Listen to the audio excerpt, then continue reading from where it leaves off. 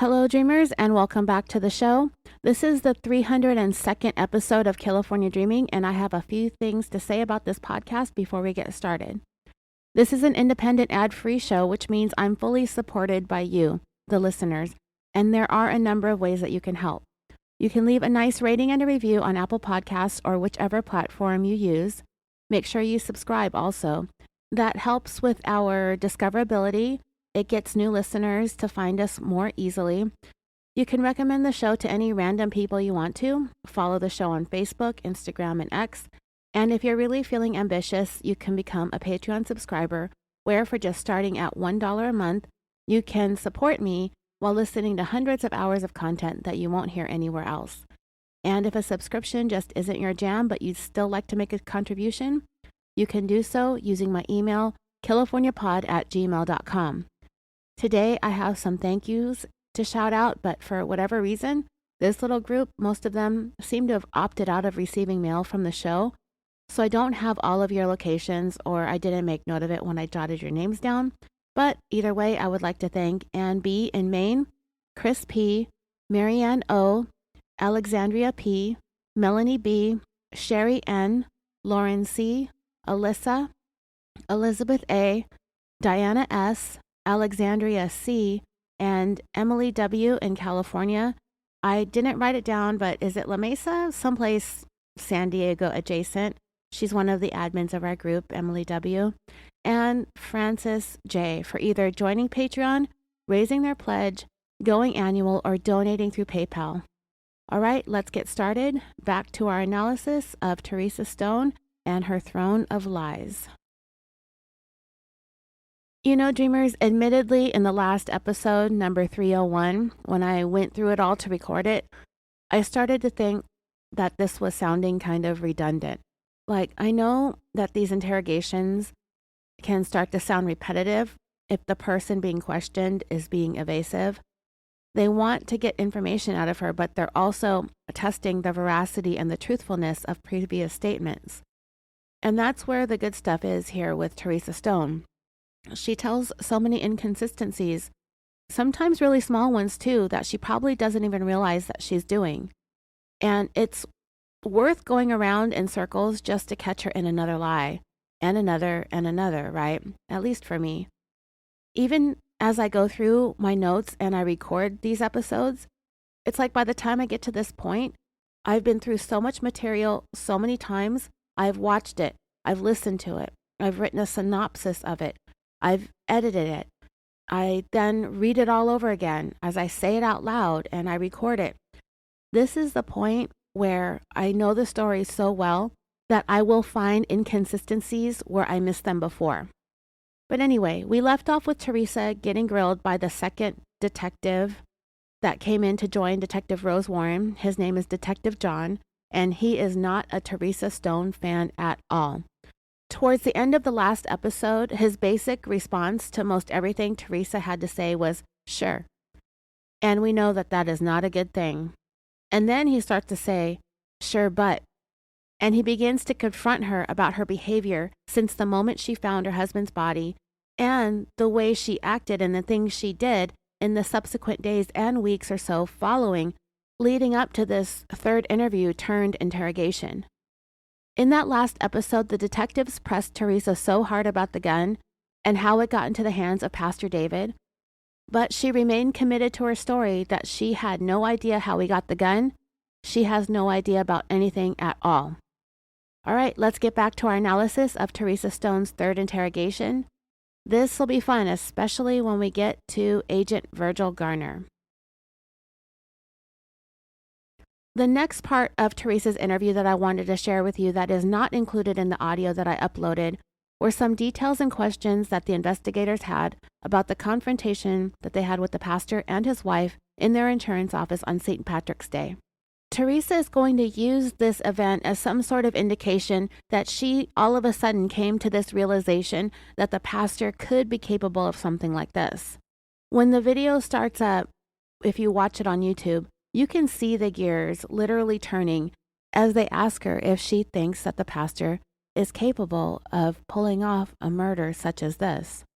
She hems and haws and stalls and does all her usual nonsense before she finally says, "The day he came into our office, it got pretty intense." "What was said?" they asked her. Her answers are going to place all of the blame on Pastor David just losing it, going over the edge, and deciding to murder Randy, implying that it was all David's anger towards Randy, not a conspiracy between the two that was the catalyst of what ultimately happened, not that the pastor was obsessed with Teresa. It's that he lost it. She said the pastor kept bringing up Randy's past. Detective John interrupted and said, "Start from when he walked in the door." She said, "Well, I'm on the phone and Randy's on the phone." She's talking about the St. Patrick's Day in confrontation that they had. "We were both on the phone, so he's hanging out in the foyer there for a little bit. So I get off the phone and he comes and asks me how long Randy's going to be on the phone, and I said, I don't know. And Randy knew he was there because he told me later that he saw him walk in, but he was busy on the phone. So he was just making conversation with me, and I didn't want to. I didn't want to talk to him. I was too busy. I just had too much stuff to do. Oh, but you managed to have the time away from your husband, your family, your work, your church, your community, and everything in your life to carry on a decade-long affair with the pastor. But suddenly you want nothing to do with him because you're too busy." In the office, where she probably spent half of every single morning talking to David on the phone while she had time to herself before Randy came into work. Her not able to make time for the pastor is simply ridiculous when we know she has spent the last 10 years making all sorts of time for him. But anyway, she continued, "So I didn't really want to talk to him. I just went back and I went on to my work. And when I saw Randy get off the telephone, I went in there and said, 'Hey, Pastor's here. He wants to talk to you.' And then Pastor walked in and Randy said, 'Pastor, I really don't have anything to say to you. I really don't want to talk to you. There's nothing to say.' And then he starts into Randy's past." Detective John asked, "What's he saying?" And Teresa said, "He just starts talking to him about his internet problems. He starts talking to him about emailing other girls." Again, dreamers, casting Randy as the cheater in this relationship now for a second time to these detectives. She continued, and, his, pornography problem, stuff like that. That was all that was said for a little bit. And Randy said, "That's all behind us, we've gotten over that." And then Pastor said, "Well, don't you know about Matt Bruner, do you?" Again, dreamers, they forgot to edit out the last name this time, so I just left it in as well. And Randy's like, "Well, what about Matt? What happened to Matt? What's wrong with Matt?" And that's when Pastor told Randy, and then I. Now, Teresa tried to skip past a major part of the story because all she just said right there was, "And then he told Randy, and then I," and she trailed off. You automatically want her to stop and say, wait. Told Randy what? But I don't think she really thought this through very well because she's calling back to yet another huge lie that she was caught in. This whole rigmarole about Matt. I'm going to let her finish because Teresa Stone is one of the worst liars we've ever talked about on this podcast. I mean, everybody lies, but she is just terrible at it, yet I find it so damn entertaining. Detective John wanted to know what we all want to know, so he stopped Teresa and he said, "Wait, what did Pastor tell Randy?"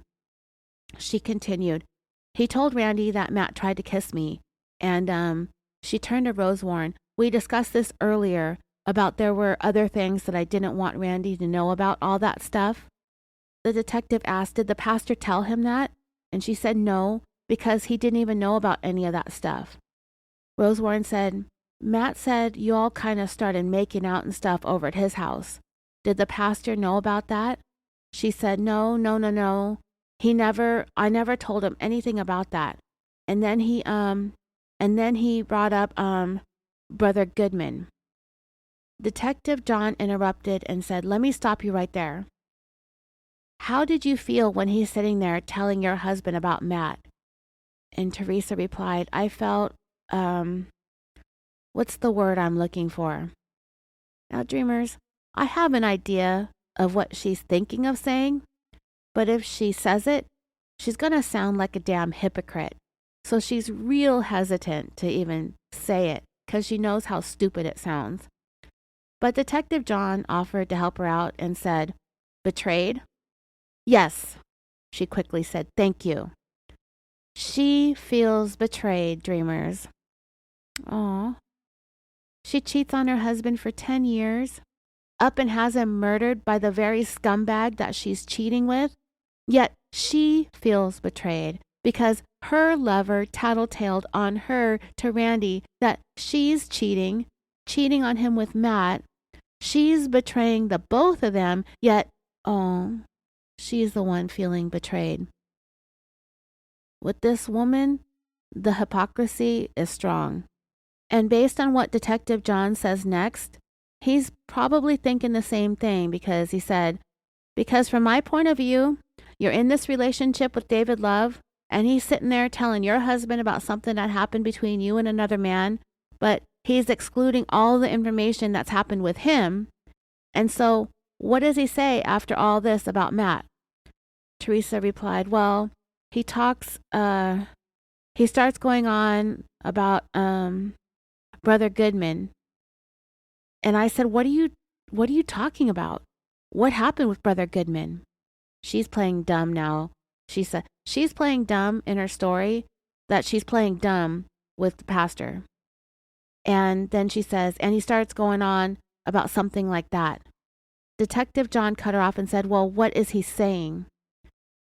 Teresa continued, and she is going to stutter and stammer and stumble all over herself, trying to spit out this next thing that she's going to sort of fess up to, which is another guy that she messed around with, no less. It's embarrassing to even sit here and listen to her. And well, he said that he kissed me, and that he wondered how that would he was wondering how that would feel or something like that. And I was like, what are you talking about? I didn't know what he was talking about. He was bringing up allegations that I never even discussed with him or anything. I didn't even know where this was coming from. And Randy was like, what's he talking about? And I was like, I don't know. I was getting mad. I was getting furious. And then Randy starts saying, he says, well, I think you'll need to go. And he starts telling him, he says, well, what is it? Pride? Is it pride that's bothering you? Is Aaron taking over the bus? Is that what's bothering you? There has to be something that's bothering you or something like that. So you see what Teresa is trying to do here. She's trying to paint this picture of all of this contention between Randy and the pastor, and she's trying to make that the motive behind the killing, when we know that that's not one of the top motives, is like a verbal disagreement between two friends. It's love and money, and those motives are very much present in this case. So here she's saying that the pastor was trying to accuse Randy of leaving the church because of his pride, or because somebody else is taking over driving the Sunday school bus. And he's trying to like poke and prod at him, allegedly. This is what she's saying is happening between David and Randy during that St. Patrick's Day confrontation. But I mean, how's about the fact that Pastor David's been sleeping with Randy's wife for half his marriage? That might be something that might be bothering him. That might even be slightly annoying. Just me? Teresa continued, and Randy said, nothing. He said, I don't want to discuss it right now. He said, I just don't want to talk about it. And then he said, and then that's when I turned around and I looked and I said to Pastor, I said, you really need to go. I said, it's time for you to leave. But then Randy told him, he said, well, I can't tell you because I don't want to hurt you, you know? And well, he wanted to tell him how he felt about his wife. Oh, okay, so Randy is the one who has a grudge on the pastor's wife. Really? Teresa can't even own that. How is Randy having an issue with the wife of the man his wife is having an affair with? It makes no sense, but Teresa carried on. But he didn't. Randy just wasn't that way. He just never did that. So, that's when I said, you really need to leave. And then his wife walked in, and then they left. Yeah, I call bullshit. All of this just abruptly ended like that. Detective John said, and, well, didn't you and the wife have words, though? Teresa said, yeah. I told her that she wasn't a very good pastor's wife. In the video, that I don't know if you guys were going to watch the interrogation video, it's pretty lengthy. Teresa actually grinned, or she smirked a little bit when she said that she told Kimberly that she wasn't a very good pastor's wife. She seemed pretty proud of the fact that she said that to her too. And that was it, Teresa said. She walked out and David walked out. We talked about this exchange already, dreamers, so I'll go ahead and move on. There came a time in this audio, a moment where Teresa actually said the words, quote, I lied about that, and it had to do with the burner phone. Her story about that started off with not even mentioning that there were burner phones involved. Then it was when she got mad at the pastor, she gave hers back to him and said that she didn't know where it was at. And then it was she broke it and flushed it down the toilet. At times, Rose Warren has gotten kind of jumbled up about the phone because this case is so complicated as it is, with Teresa's lies only making things worse. But Rose Warren asked, as heated as things got, how did you end up with that track phone? Meaning, if her and David had this falling out on St. Patrick's Day, how is it that she's still communicating with him on the phone if she's so mad and angry? But Detective John remembered that she never gave it back. And she said, yeah, I still had it. Rose Warren said, so you never gave the phone back to the pastor? She said, no, I lied about that. This next part that I'm going to talk about, you're not going to hear in the audio that I uploaded, but they do circle back to the track phones. And there's a detail that I didn't notice before. Well, there's actually a couple of things. Detective John asked, when did he buy you that phone? Teresa took a moment to think and said, oh my goodness, let me think. It was either at the end of January or the beginning of February. Now, dreamers, that I did not know. It seems that David may have been using a track phone for a while with Teresa, and she just used her regular phone, or the office phone, or the home phone. It seems she had more time to herself in general than David did, so he seemed to need one more than she did. So why all of a sudden does she need one at the beginning of the year? I think because the plot to kill their spouses really started to take shape, and they decided it might be wise to have burner phones so the communication between them would be untraceable for the next 2 months or so while they plot and plan the murder. Then, once Randy is dead, they could destroy the phones and just hope for the best. So, dreamers, this is really the first time that I've come to realize it's very possible that the purpose of the track phone wasn't necessarily to have a private way to communicate, but rather a way to conspire to commit murder. Also at this time, Teresa had been insisting that after the St. Patrick's Day confrontation that she all but stopped talking to Pastor David. She even at one point said she never talked to him again. But that lie got blown out of the water for sure when they tell her he purchased his second track phone the day after St. Patrick's Day, and there's all kinds of communications between that phone and her track phone. Teresa denied knowing when he bought it, but based on the phone records, they can see that she began communicating with the new phone the same day that he got it, and she was in pretty much regular contact with the pastor up through the day of the murder. And then after the murder, both the phones went dark, and they took their communications to their emails. Teresa said, I don't know when he bought it, but he told me he bought it because he texted me and told me that this was his new phone. Detective John asked, so you guys are still on decent terms at this point? he's confronting her because she's saying she was so mad at him after St. Patrick's Day. And previously, in her previous statements, she had said that she stopped talking to him altogether, never talked to him again. But he asked her, you guys are still on decent terms at this point, when he got the new track phone, and she hesitated and she said, yes, somewhat, yes. Detective John said, because he bought the phone the day after the blow up in your office. Teresa played dumb and said, really? Rose Warren said, March the 18th is when he bought that phone. Oh, I did not know that. That was her reply. Detective John said, he bought the phone the day after. Dude, it is so stupid to try and sit and play dumb when the phone records are sitting right there on the desk and they will clearly show when the activity between the two of them started. Of course she knew he had a new number the day after that argument. She knew it and they know she knows it. But she insisted, I did not know that. Detective John said, so you guys are still on somewhat decent terms, still talking, because the phone records are very clear what they indicate. Teresa still wants to slip back into her comfortable denial mode when she says, well, not the best terms. No, because I really wasn't talking to him that much.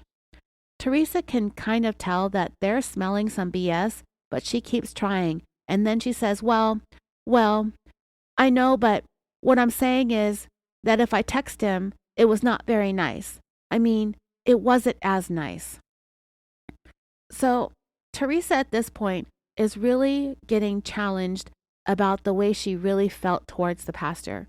She's trying to make it sound like she hated him. She wanted nothing to do with him. She tried to cut everything off with him. But the phone communications and the phone records paint a completely different picture. Rose Warren said, you had that big blow up and you're mad at him, but he decides the very next day, I'm going to get a track phone so I can continue to talk to Teresa. And then he texts you and tells you, hey, I got this new phone, so if you need to call me, call this number. Detective John then said, and then not even a week later, they're coming to see you at the hospital. Remember, it was about this time that Teresa said she had some gallstones or something like that, and she was hospitalized for a little while. I guess the Loves came to the hospital to visit her.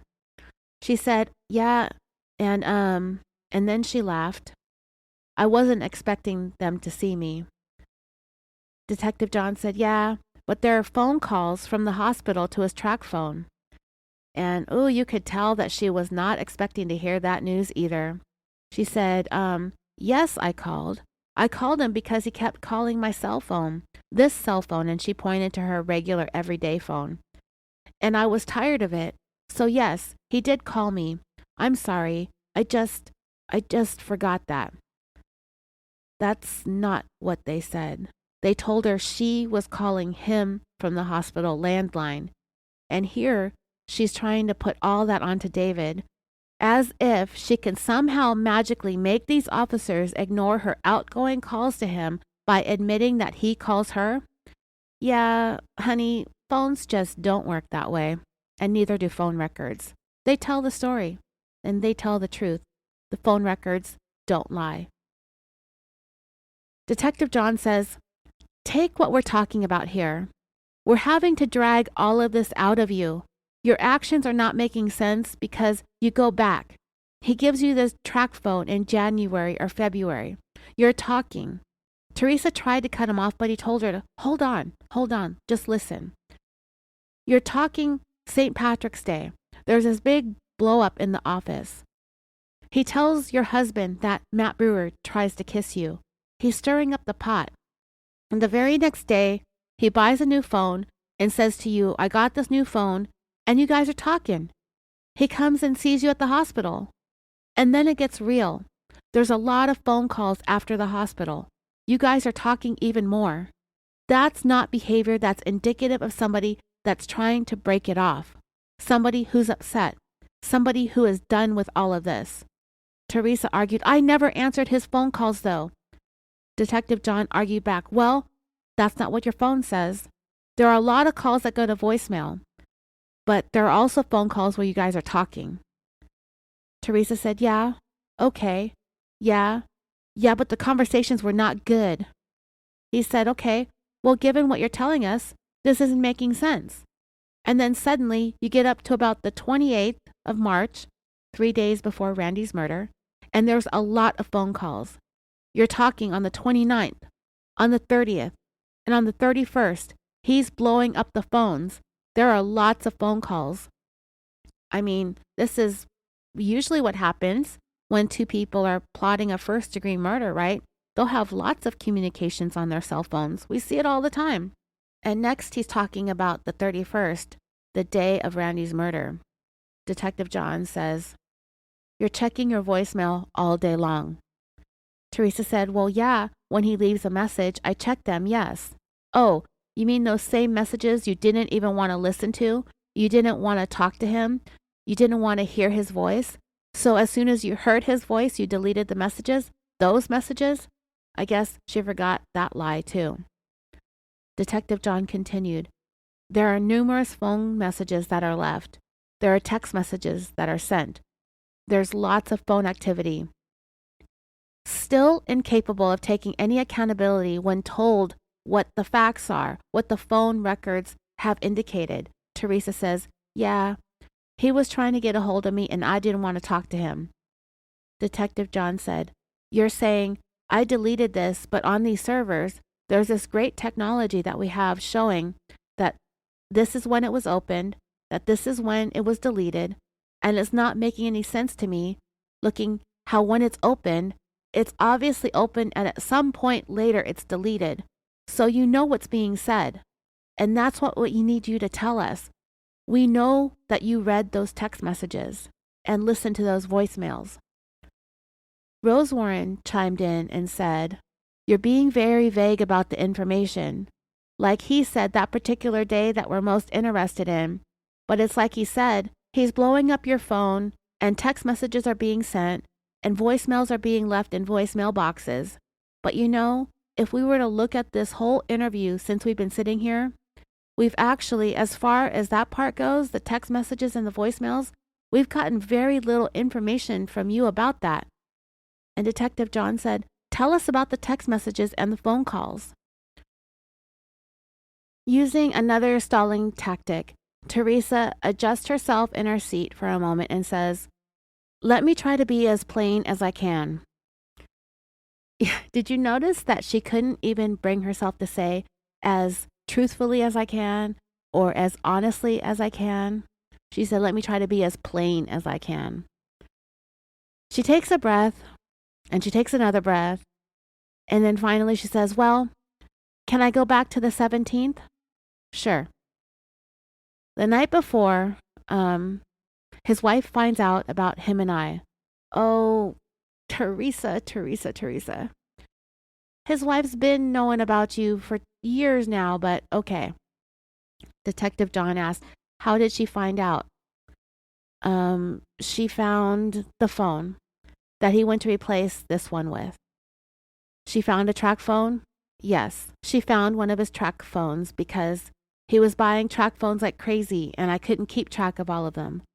The rest of this line of questioning I went over in great detail in the third part of the series, if I'm not mistaken, but it does become clear that the reason why the pastor and his wife went into the insurance office wasn't because of problems between the pastor and Randy. It was because the pastor's wife found out about the track phone the night before, and she's insisting on confronting Teresa at her office. David gave her a heads up that this was going to happen, and he kind of just had to go along with what his wife wanted to do. But the plan to murder Randy, and probably Kimberly, had already been in motion by then, I'm sure. But Teresa claimed that Kimberly never confronted her. She said that after she told her that she doesn't know what it takes to be the wife of a pastor, that she turned around and walked out. The detectives found this hard to believe and continued to press her about her stories not making sense. Another thing Teresa does during this time frame in the interrogation is that she basically makes the claim that she was afraid of Randy. I think I talked about this briefly. Detective John said, to confuse things more, "You're saying that about 2 years after you and David started this relationship, Randy became suspicious. So he's already suspicious. And now he's hearing about Matt Brewer, and so he's not pissed?" And Teresa insisted, "No." He said, "That doesn't make sense." And she said, "Well," he told the pastor, he says, "Well, Teresa and I will continue this conversation after you leave. And that's what we did. Detective John said, okay, they leave. What was said? Teresa stalled some more by asking, with Randy and I? Yes, bitch, you and Randy. That's what he just asked you. Stop stalling. Teresa does Randy dirty yet again when she said, I told Randy what happened, and he asked me how come I didn't come and tell him, and I said because I was scared. I know that you have a bad temper, and I was afraid of what you would do, because I know Matt's a good friend of yours. So he was just real. Randy was just real calm about it. Oh, okay, Teresa. Which is it? Does he have a really bad temper, or is he really calm about it? She just needs to stop and shut up. Get a lawyer. No, never mind, because we want to hear more of this. So, come to find that there's another guy that Teresa was messing around with. The one that she said that Pastor David brought up to Randy, Brother Goodman. When she mentioned this a little while ago, she did not confirm or deny the allegations that David was making. She just said, what are you talking about? Just playing dumb and ignorant. But the detectives came back to that, and it's ugly, and they end up dragging more dirt out of Teresa after she again tries to lie and lie and lie to hide her rampant and disgusting infidelity with this whole bunch of men. This is what was said. Rose Warren asked, what's this allegation with Goodman? What was that allegation about? Teresa started off with the usual denials. I don't know. Randy emailed Pastor and asked him if he would explain it to him, and he never emailed him back.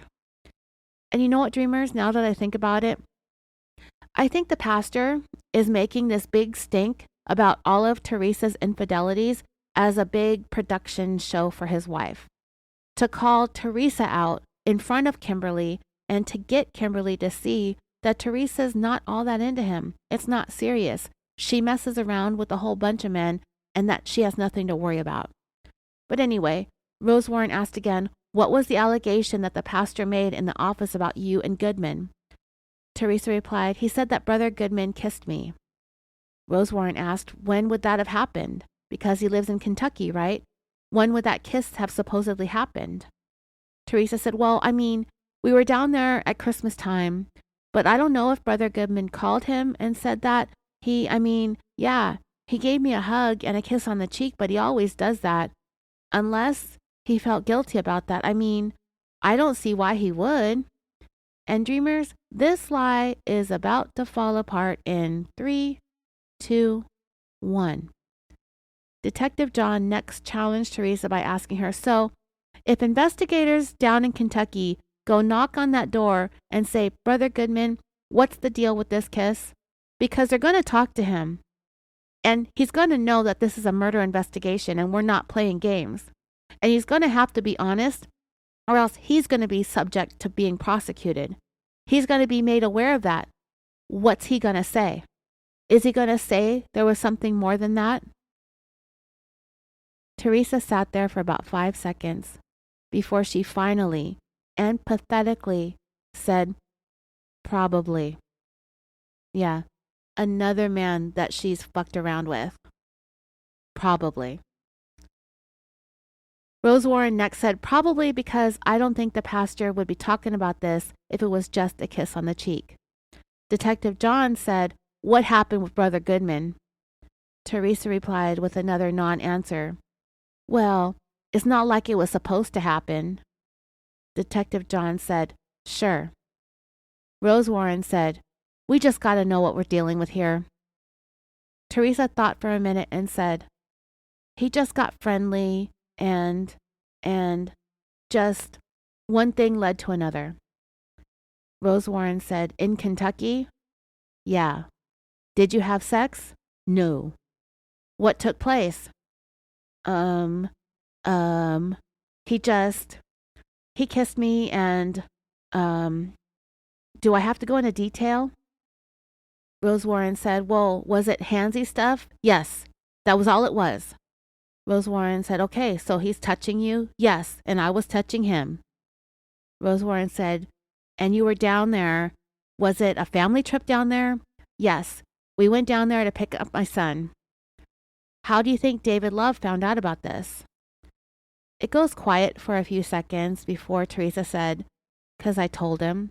"You told him?" "Yeah, because I felt guilty about it." No, you didn't. I already said in a previous episode that I believe Teresa told the pastor all of this stuff that she did on the side for attention, to make him jealous, to make him want her more, to manipulate him. She continued, and I hurt Randy, and and Rose Warren said, "Were you trying to get David? Were you trying to get to him? Were you trying to make him mad or something?" "No." "Were you trying to make him jealous?" "No." "Was there something like that going on?" "No." She denied that telling David this information about being with other men had nothing to do with what we know it had everything to do with. But no, Teresa, of course, denied everything.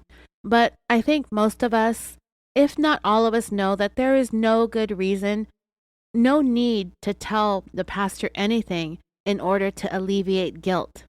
This is a woman who feels no guilt. She feels no remorse, as we've been listening to her for hours now. This is all after she conspired to have her husband murdered. There is nothing in anything she's said or done, nothing in her demeanor, in her disposition, nothing about her says that she feels guilty about anything. We've seen nothing but remorselessness for the past several hours, listening her blame her dead husband for his own murder, essentially. Not to mention being capable of having a very serious long-term relationship outside of her marriage and her family with their very own church pastor. And then all of a sudden, she's feeling guilty about fooling around with another family friend or church member. The nerve, right? To sit here and try to tell us that she's feeling guilty for hurting Randy by messing around with other guys, and that she lifts that guilt off of her shoulders by confessing her indiscretions to the man that she's been indiscreet with for 10 years? Just get the fuck out of here. Detective John asked, "Then why would you tell the pastor? You've been in this relationship with David for 10 years, and you're telling this guy that's madly in love with you, 'I made out with Brother Goodman in Kentucky over Christmas. We got handsy. We touched each other.' How do you think that he's going to respond to that?" Her reply to this question, and dreamers, OMG, I don't even know if this is even a thing, but she said, "He told me that it made him love me more." Yeah, she actually said that bullshit. Detective John asked, "Do you find that reaction weird?" "Well, not really, because Randy still loved me no matter what I did with, Matt. So does she even think that he's in heaven right now, still loving her until the end of time, through all of eternity, even though she's the one who put him there?" She's telling us that Randy would love her no matter what she did to him. I doubt it. But you notice that Teresa still won't mention the biggest affair that she was having, the one with the pastor. She continued her nonsense and said, "He still loved me no matter what he told me. Randy told me. He says, 'I'm going to keep you close to me.' And I said, 'I wish you would. I wish you would keep me closer to you.'" Yeah, and look where that got him. 6 feet under. Detective John said, "It's almost like you don't trust yourself when you're away from Randy." And Teresa replied, "Isn't that sad?" But then she said, "No, it's not that." What the fuck, right? She probably realized that doesn't sound as good for her case as she thought it did when she said, "Isn't it sad that I can't even trust myself when Randy's not around?" No, it's not sad. It's just the way that you are. You're a shit person. You're a shit wife and a shit mother. That's exactly what people would expect of somebody like you. Like I said, she probably doesn't realize that how awful that sounds. And as awful as it does sound, it's actually kind of truthful and kind of makes sense. It effectively has her admitting that she's really an untrustworthy human being. She took it back though, and she stated, "It's not that. It's just that, and she paused to think and stall, and what she's going to do next, again, is she's going to blame Randy for the way that she conducted herself, the way that she behaved, and the way that she betrayed. She said, I know how Randy was when we first got married. I had no, and I still have no self-esteem. Yeah, right. He didn't love me when we got married. That is a very bold claim. And he didn't. He would never hold my hand in public. He was never affectionate towards me. Up until probably 4 or 5 years ago is when we really started getting close again. So here Teresa is justifying the variety of affairs that she was having by saying it was Randy's fault for not loving her, for not holding her hand, for never being affectionate until about 4 or 5 years ago. That would be around the time or following the time that she got pregnant with the pastor's baby. I don't even know if I believe the things that she's saying about Randy and how he felt about her and how he treated her for the first 14 years of their marriage or so. It might have been that way. It didn't sound like either one of them were really that interested in each other until after Randy got back from the Marines. They didn't have childhood crushes on each other. They weren't high school sweethearts. He got back from Desert Storm, or whichever war it was he was involved in, and they just reconnected. They were in their mid-20s by then, so maybe their marriage was just something simple and easy and comfortable that they could just get started with living life, minus any real great true love story, I suppose. But that's how Teresa is justifying her infidelities. But then Teresa says about 4 or 5 years before the murder, they became close all of a sudden. It's possible that that happened. That might have been how she saw it, or maybe the way Randy was trying to see it. But if I had to take a stab at guessing what it was that shifted, it was probably the pregnancy and the miscarriage. Or maybe even Randy, when he decided to change his insurance policy beneficiaries to his children. Perhaps that was the beginning of his own exit strategy. Maybe he really didn't love Teresa, which would make total sense because I don't find anything interesting or worthy about this woman at all. But they ended up having children, and perhaps Randy felt a deep moral obligation to finish what he started, and perhaps the plan was to divorce Teresa when the time was right for him. Maybe Randy just decided to keep the peace and make the best of it until he was ready and the time was right. Well, Detective John wanted to know what changed too, so he asked, what was the turning point? Well, dreamers, the answer could have very easily been the pregnancy or the miscarriage, that the trauma of all that brought her and Randy closer together. That would make some kind of sense, right? But no. Framing it that way would mean Teresa would have to acknowledge events that she's desperately trying to stay away from. So she falls back on her old standby, blaming Randy, as she replied, when I caught him emailing other women on the computer and found out that he was doing pornography and stuff, and I confronted him about it, and I told Pastor about it, and I asked him if he could help me talk to Randy about it, and he did. I mean, he met with Randy every Wednesday morning, and they would talk about it. And then he would call me and tell me what they discussed. And he would tell me how Randy reacted. Ain't that about a bitch? This woman cannot freaking stop herself, I swear. Literally, dreamers, break down what she said is happening right here. She said Randy didn't love her in the beginning. He wasn't affectionate. He wouldn't hold her hand. He didn't even love her, she claims. And all of that changed when she caught him on the computer emailing girls, when she caught him watching explicit content. And her solution to her husband's alleged indiscretions is to tell her lover about it, to ask for his advice, to ask the pastor to help her straighten out her wayward husband, and then having him go see him for counseling? This can't even get more absurd. Oh, and wait, yeah, it can. After their private counseling sessions, the pastor would call Teresa and tell her what he and her husband talked about and how Randy reacted.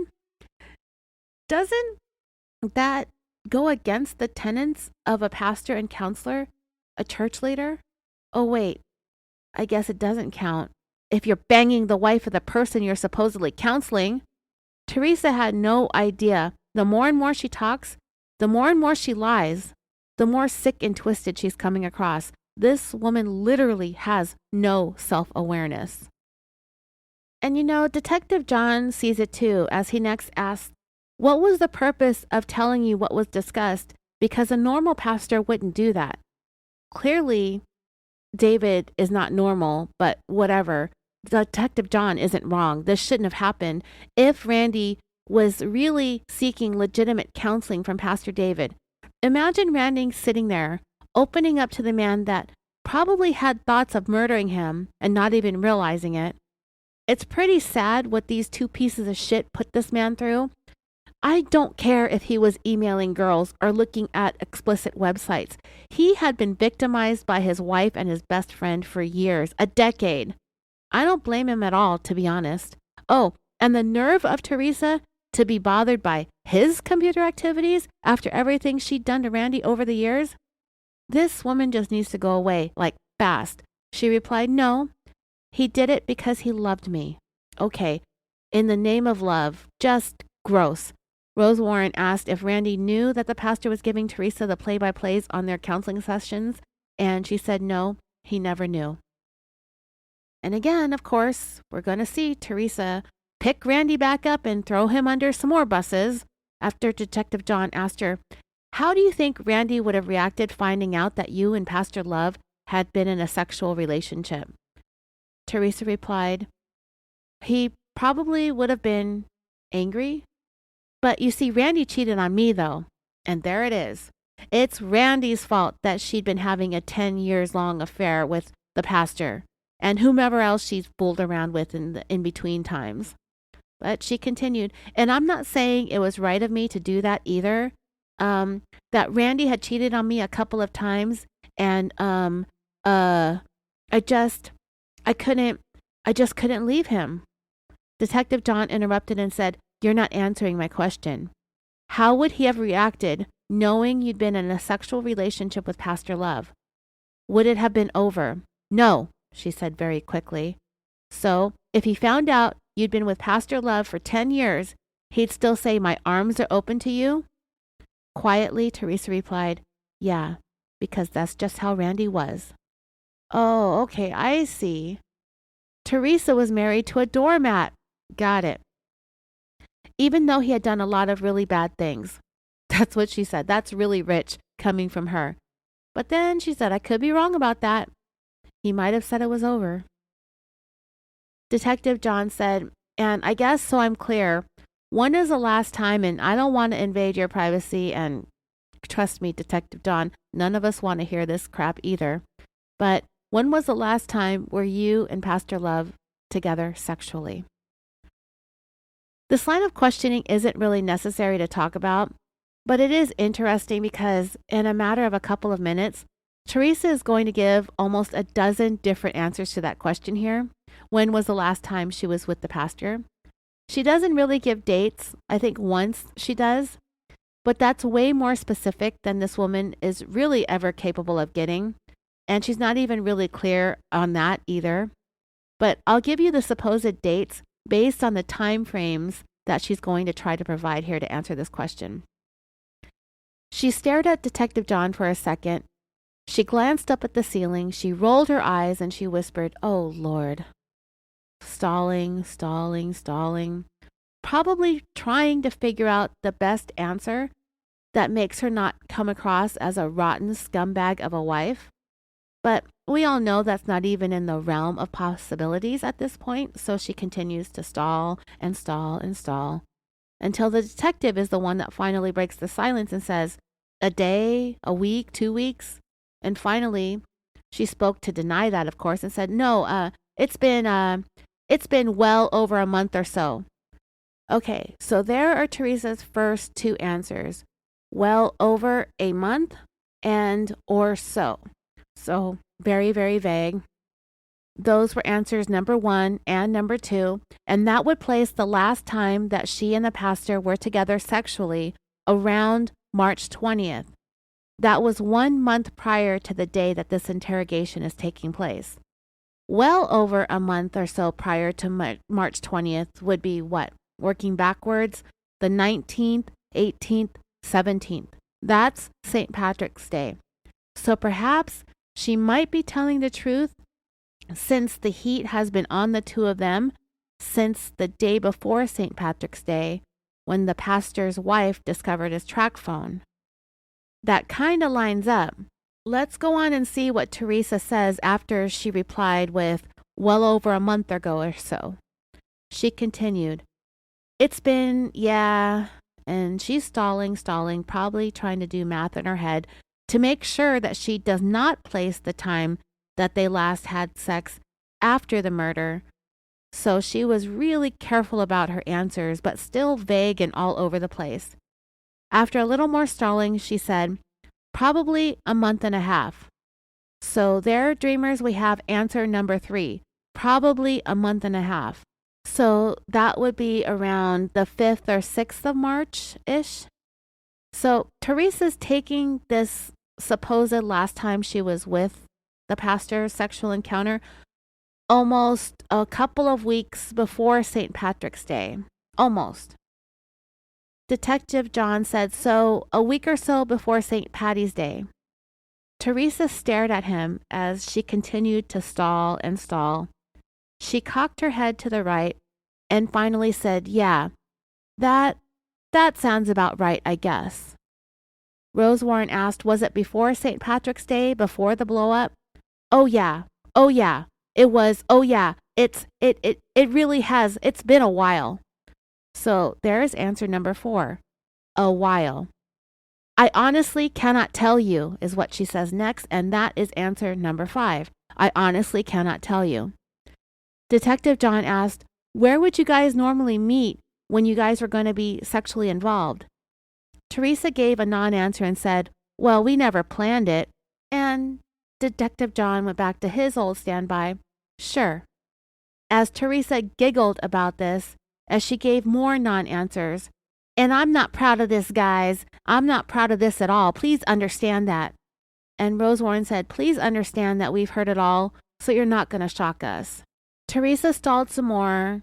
She took a deep breath and said, because when we were deeply involved, I mean, of course, I would call when Randy would leave, and if I knew he was going to be gone for, more than an hour, then he would come to the office if it was convenient for him. But yet, his wife kept a lot of, it was hard for him too because she would call him a lot. Rosewarne said, kept tabs on him pretty close. So we're talking your office, Farmers, your home? Yes. His home? Twice. It was harder there. In his office at the church? Teresa hesitated and said, And then she followed that with a very defeated sounding, yes.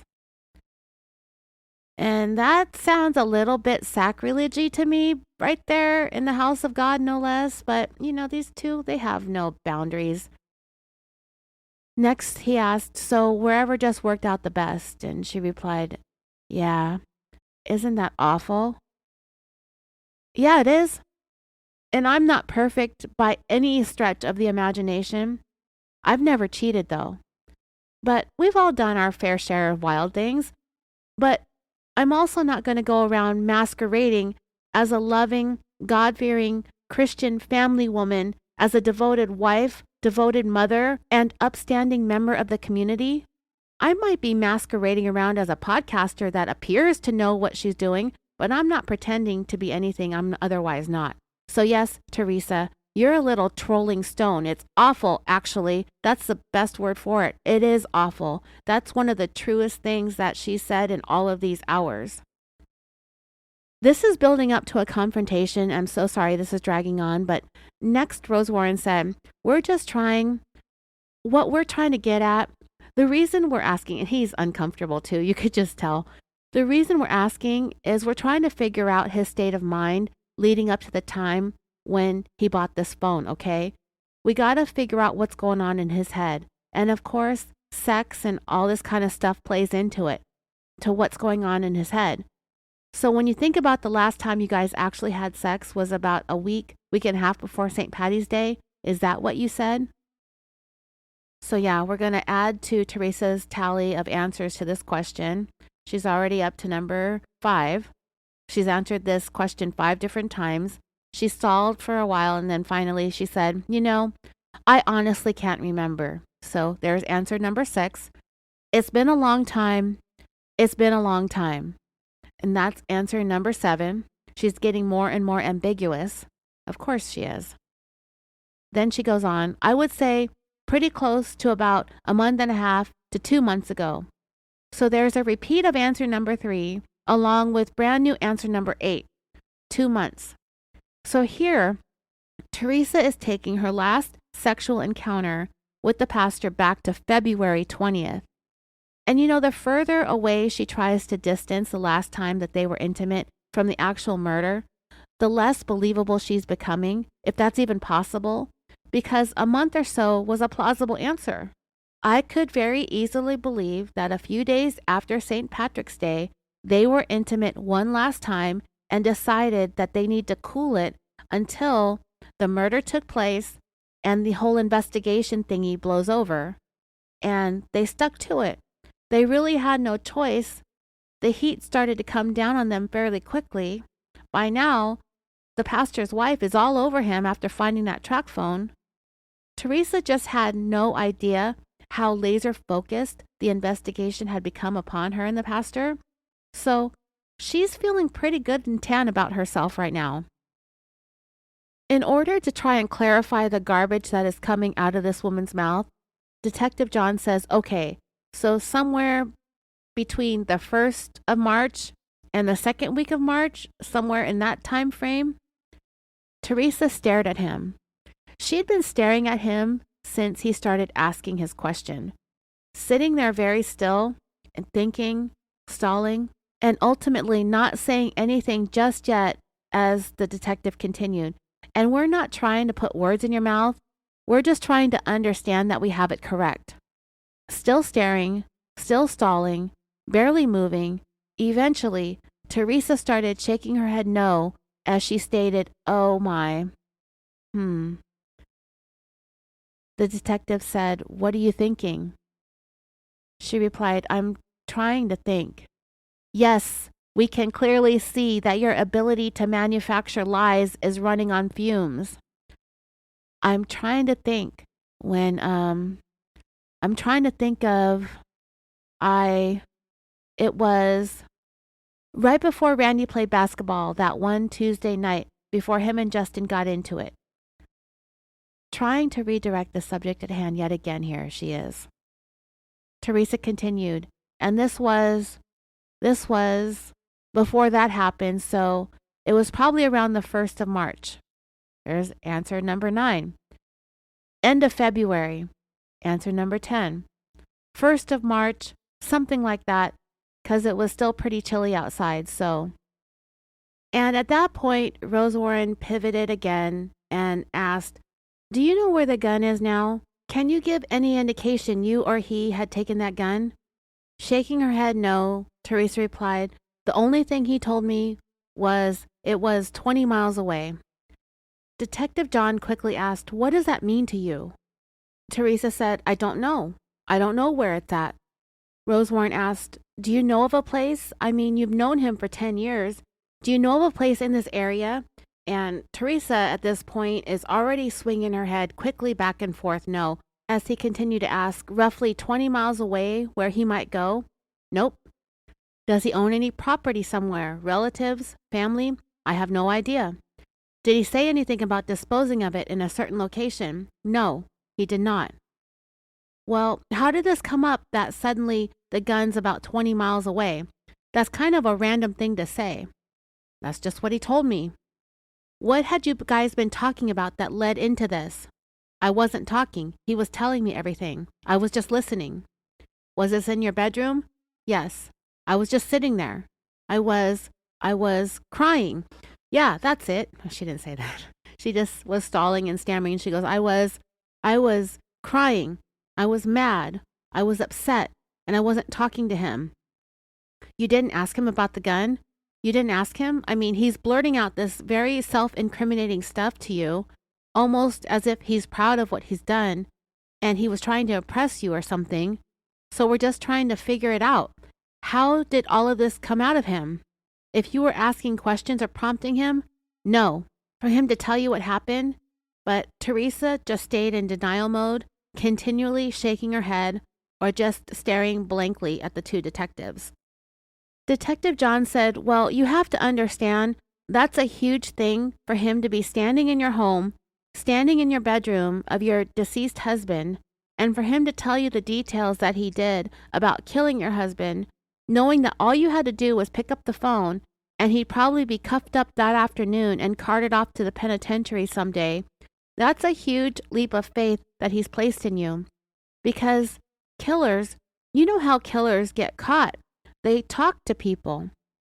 Teresa began talking over Rose Warren, but I still was able to hear that she said, and he brainwashed me, that he would take care of me. That's what he told me. Before or after, he asked. All time. Before, after, he told me that. Okay, dreamers, so now Teresa is a victim of brainwashing. She's the victim yet again. She's the weak one. This is everybody else's fault. And if anything seems to be her fault, it's because everyone else is lying and brainwashing. Brainwashing. Is she being serious right now? There is no way that this woman is as weak-minded as she wants everybody to think. Just listen to the way she's standing up to these two seasoned investigators.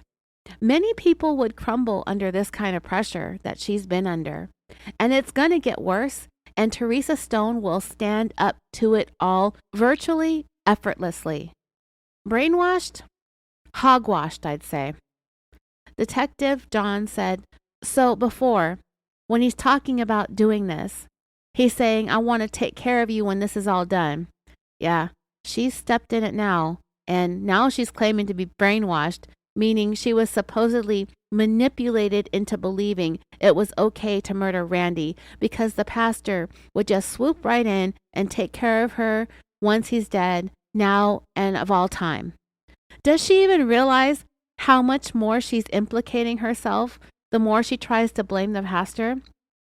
It's been impossible for her to blame him for the entire plot to kill Randy without falling under suspicion herself, and it slowly catching up to her. She's literally digging her own grave right here, and we get to watch it, shovel by shovel, scoop by scoop. She's stepping in her bullshit all over the place. But when Detective John asked that question, he's saying, I want to take care of you when this is all done. Teresa quickly went back to denying, saying, no, he will take care of me. And that was it. She left off the part where the detective said, quote, when this is all done, unquote, because that implies that Teresa had the advanced knowledge. And by the way, she did just say he said it like that. Not exactly, but her exact words were, he brainwashed me and he told me he would take care of me. That's what he told me all time, before, after, he told me that. This woman wants to parse words. Well, I can parse words too, and yeah, you did just say he said it just like that. And she continued, he just said that he will take care of me, when we're together. He says, I'll make sure you're taken care of. And I was like, and I kept telling him, and I said, well, we're leaving it in God's hands. Yeah, back to that broken record BS. He will take care of it if he allows it to happen. And I kept saying it to him over and over and over and over and over again. And dreamers, I swear, if I never hear Teresa Stone's screechy ass voice say, leave it in God's hands ever again, it'll be too soon. As I pointed this out before, I think about how many freaking times did she have to tell this guy this junk about God's hands? How many times did Pastor David have to say, I'm going to kill Randy, and for her to tell him, as she puts it, over and over and over and over and over again? How many conversations did it take for her to have to continually tell Pastor this? In her overwhelming desire to deny everything, she's over denying. And in doing so, it's made it seem like they had frequent, habitual, reoccurring, continual, and constant conversations about killing Randy. And it's something that she's engaged in consistently, as she admits to telling him to leave it alone, leave it in God's hands, over and over and over and over and over again. 4, 5 times she said it. Detective John replied again, "It seems to me you're not telling this man, no, I'm not going to be with you. It's almost like you're leading him on, saying he's making these statements that I can take care of this, I know how to access the gun, leave it in God's hands, leave it in God's hands. You're not saying, no, don't do that." And Teresa, oh, this is good, really good. She goes, yes, I said that several times. Detective John said, "We're not hearing that." She said, "I said, do not. I told him. I said, don't do anything stupid. Leave it alone. I told him that. I said, don't be stupid. I said, be smart." Telling murder planners to be smart? Garbage. "I said, just leave it alone. God will take care of it." She did it freaking again. Oh my God. And he seemed to think that Randy was abusing me. Shit. There it is. Abusing me. That he was abusing me or something, because he always talked about Randy. And it sounded like she was about to say "I never," because you could hear a little N sound. And I think we know enough about this woman to infer that she was about to deny ever telling the pastor that Randy abused her. So you know what that means. She told the pastor that Randy was abusing her. She stopped herself in time because she started to realize that the only way the pastor would ever think that Randy was abusing Teresa is if Teresa herself told him that she was a victim of domestic violence. The fact that she has yet to bring it up at this point in the interrogation and in the interviews can lead us to infer that it never happened. Teresa did dance around it for a minute back when she said that she was afraid of Randy might do if he found out about Matt or Brother Goodman. But of course, she later, a few minutes ago, when Detective John asked her how she thought Randy would react if he found out that she was having a 10-year-long sexual relationship with the pastor, she said a couple of things. That he'd probably be angry, then proceeded to say that he was cheating too, and that if he ever found out, he would still welcome her with open arms. She said yes to that when the detective asked, because that's how Randy was, she claimed. If she actually was being abused by her husband in any type of way, she would have happily and absolutely played that card if she had it, if she thought of it. Right now, Teresa's playing it because she thought of it. And like I said, she stopped herself from saying that she never told the pastor that she was being abused, but she did say that the pastor was the one who thought she was being abused, effectively placing the responsibility of this line of thinking on the pastor and only the pastor. So like I said, Teresa stopped herself when she said he always talked about Randy, and yeah, sometimes I would tell him when Randy was, not treating me very well or something. Vague. But I never, and dang it, dreamers, Detective John cut her off and said, "That would upset David?" "Yeah. And is that when he would get pissed and make these comments that I can take care of this?" Teresa thought for a second and said, sometimes, yeah. And he kept telling me that, it's the warrior in him. So again, nothing new, same repetitive bullshit to avoid giving up any more information and or lies. Detective John said the warrior in David? That is causing him to do this.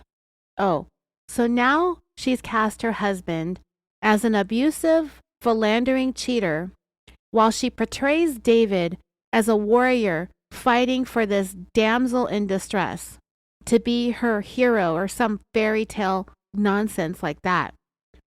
Again, Teresa's the victim, needing saving. I'm sorry, but this is not a relationship that is of epic biblical proportions. This is not the greatest love story of all time. This was two selfish, pieces of shit garbage people engaged in a very toxic and dysfunctional affair. And this is evident based purely on the fact that they spent so much time plotting not one, but two murders. Detective John asked if there was a Bible verse that goes along with this.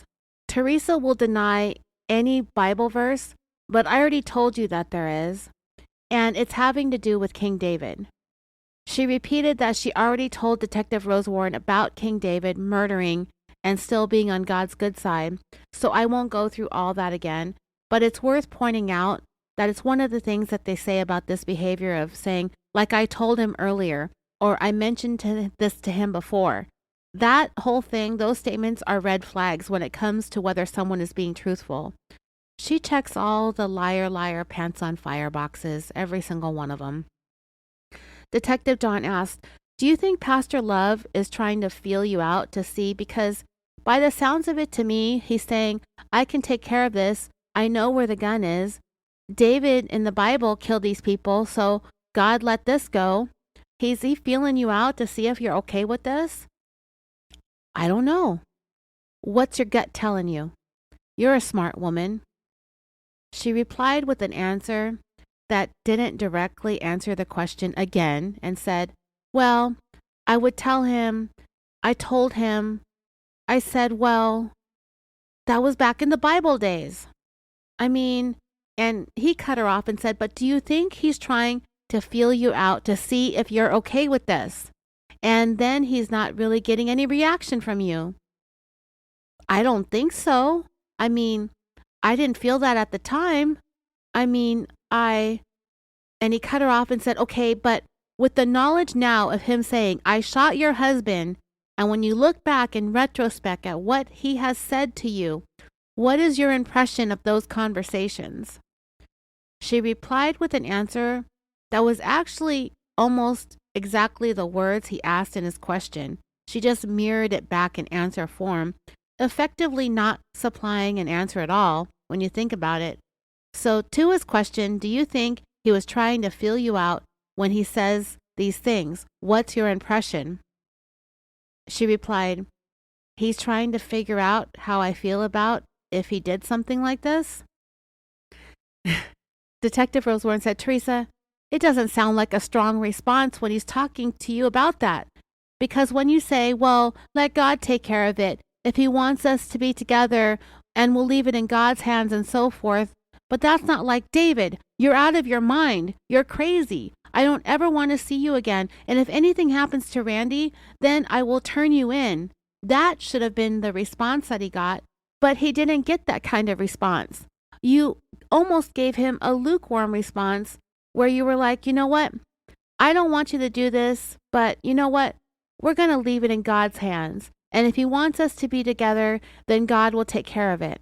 But you're not telling him no. That's the thing I don't understand.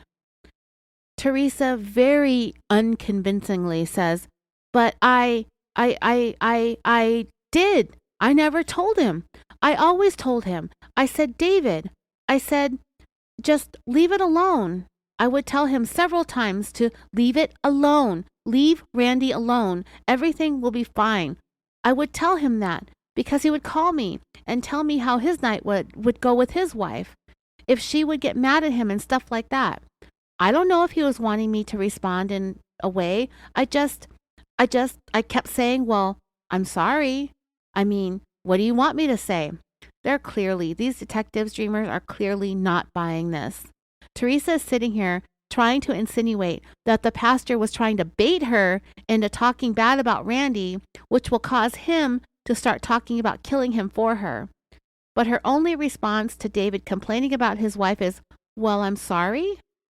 And then to challenge the detectives by having an attitude by asking, what do you want me to say?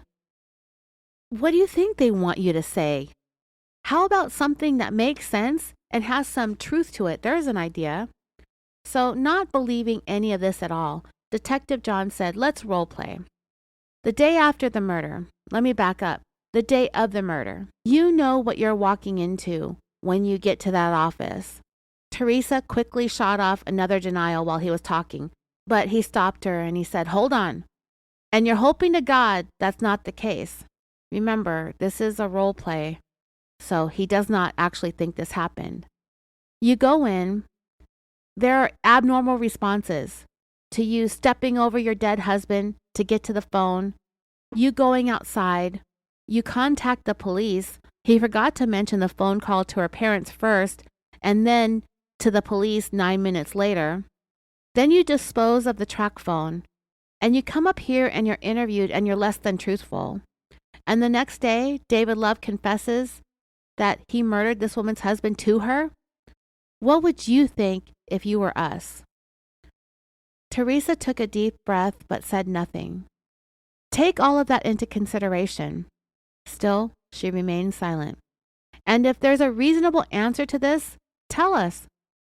But as I'm sitting here talking to you, more stuff comes out, and then it keeps coming out.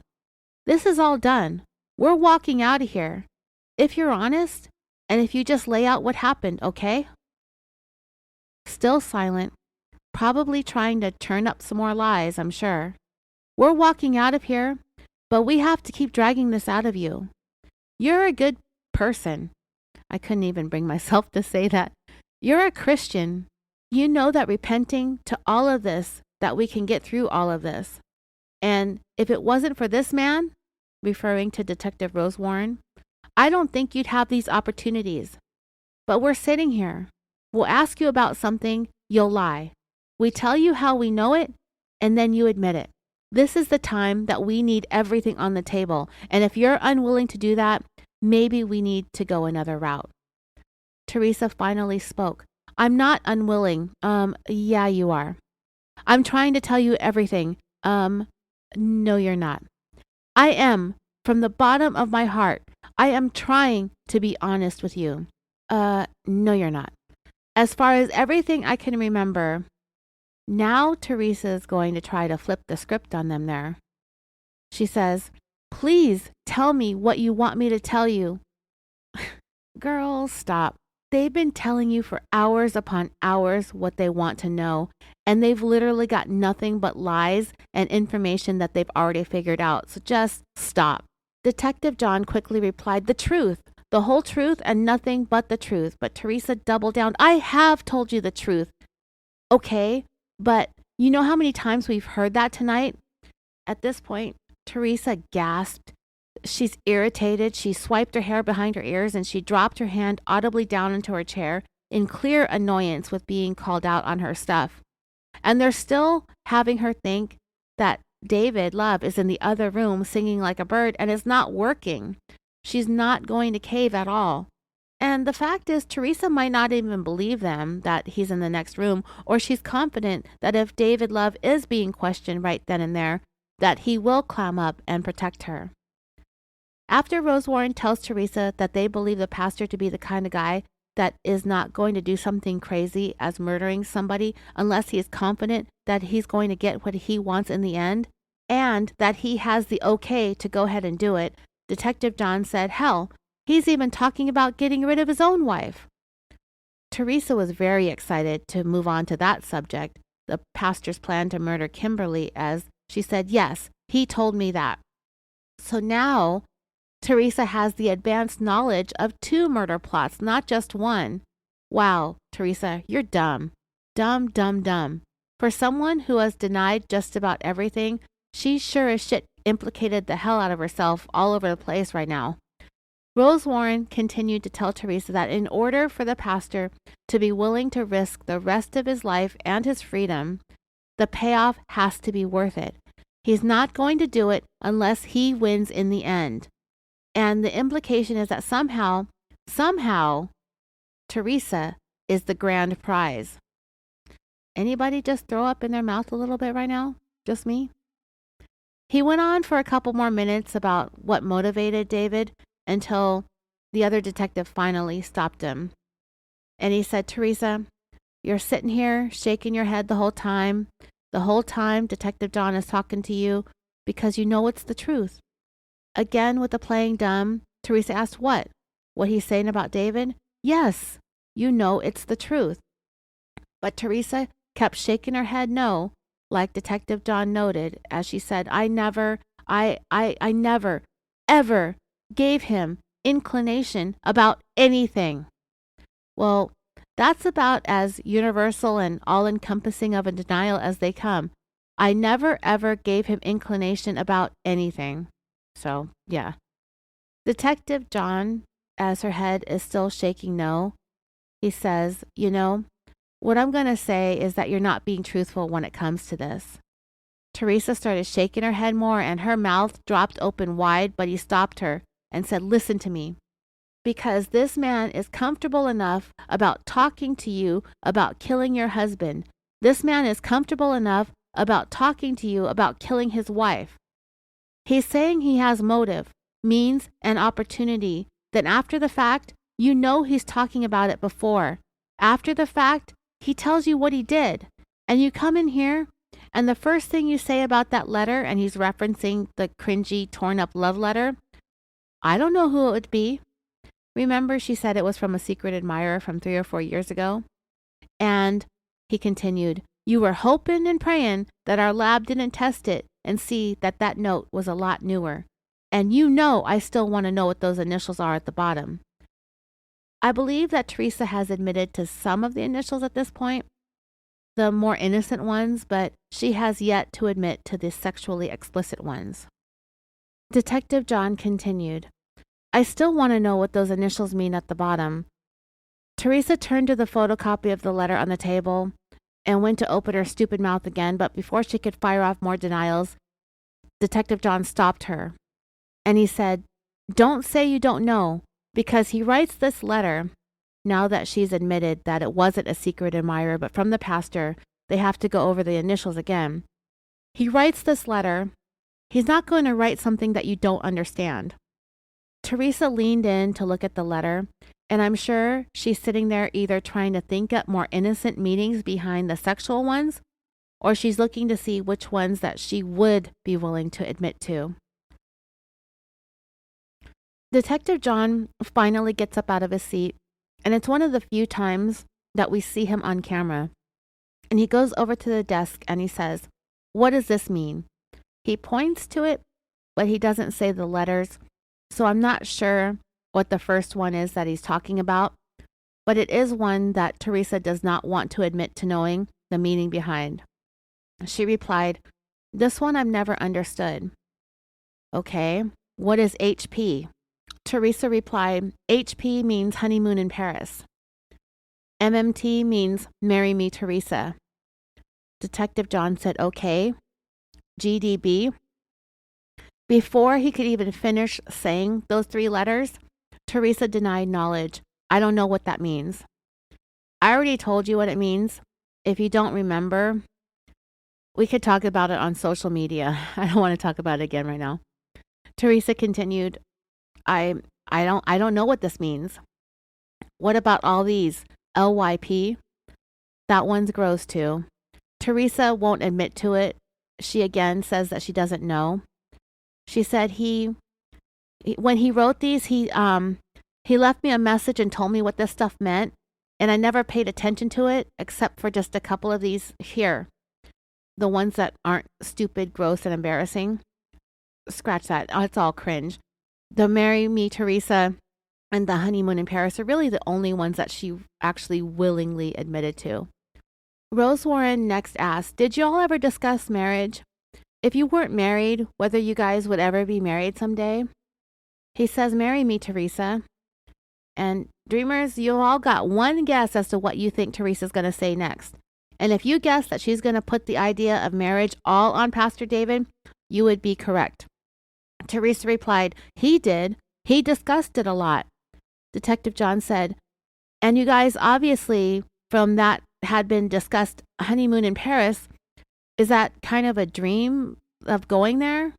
And dreamers, I already talked about this a decent amount in detail in a previous episode, so I won't go that much into it. But Teresa replied, that was his idea, not mine. And she threw up a hand and shook her head no. You can literally hear in the audio, and I am not sure if it's in my upload yet. You can hear Detective John exhale in a very fed up sort of a way when she said that, just knowing that this is more garbage coming from this woman. And the best part is that Teresa knows it's bullshit, and she's still willing to humiliate herself even more with all of these denials, because after the detective exhales at the incredulity of this woman, she says, "No, I'm serious." And she's even going to attempt to explain how this honeymoon was all David's idea.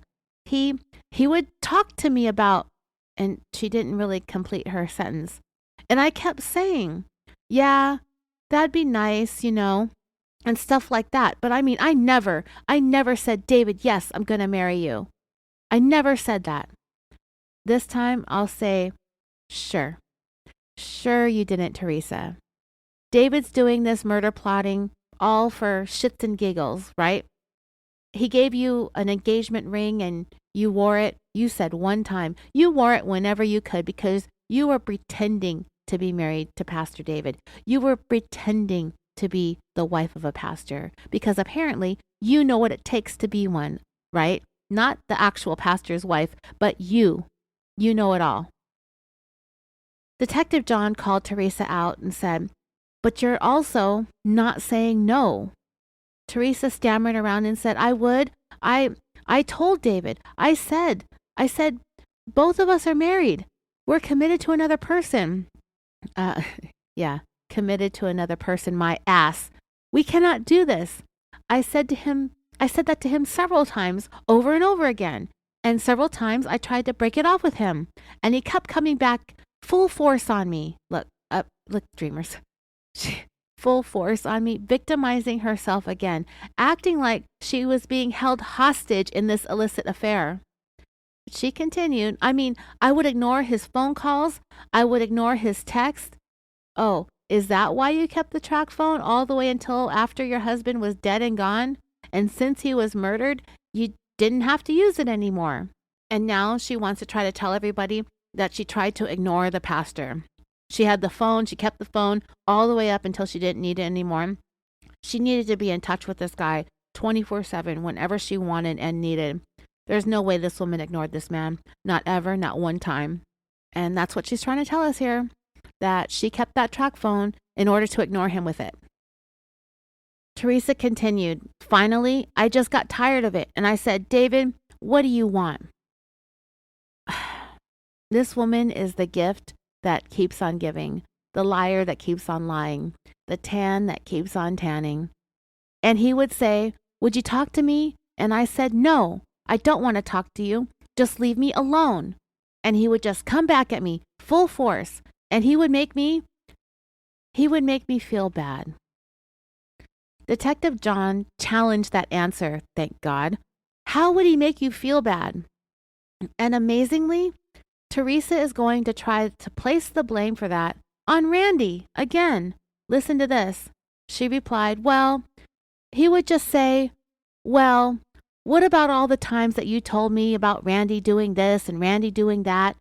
And I would be like, 'David, I was angry at Randy, and Randy was mad at me, and I told you because I was angry. And he would do the same thing to me.'" Oh, okay. She's actually going to blame both David and Randy for David making her feel bad. Wow, okay. He would call me and tell me what his wife was doing to him. Of course, two people having an affair, talking shit on each other's spouses in order to reassure the other person that they're cheating with, that they're the one that they love. They're the one that's important. They're the one that they want to be with. And they're the one who matters. It's a very manipulative way for a cheater to gain favor and control over the other person that they want to be with, who just so happens to be married to somebody else. But Teresa continued, "And he would call me and tell me what his wife was doing to him, and to just see what I would say." Is this woman even listening to herself? Clearly not, because if she had any sense, she would see that none of this makes sense. The pastor called her to complain about his wife with the sole purpose of seeing what she would say? Really? What else, Teresa? Keep it coming. We're enjoying seeing you squirm here." And she continued, "And I would have no response to that because I didn't think like he did as far as." And she never finished her sentence. Detective John asked, did he ever joke or talk about what he was going to do to get rid of his wife? Teresa replied, yeah. And he asked, how?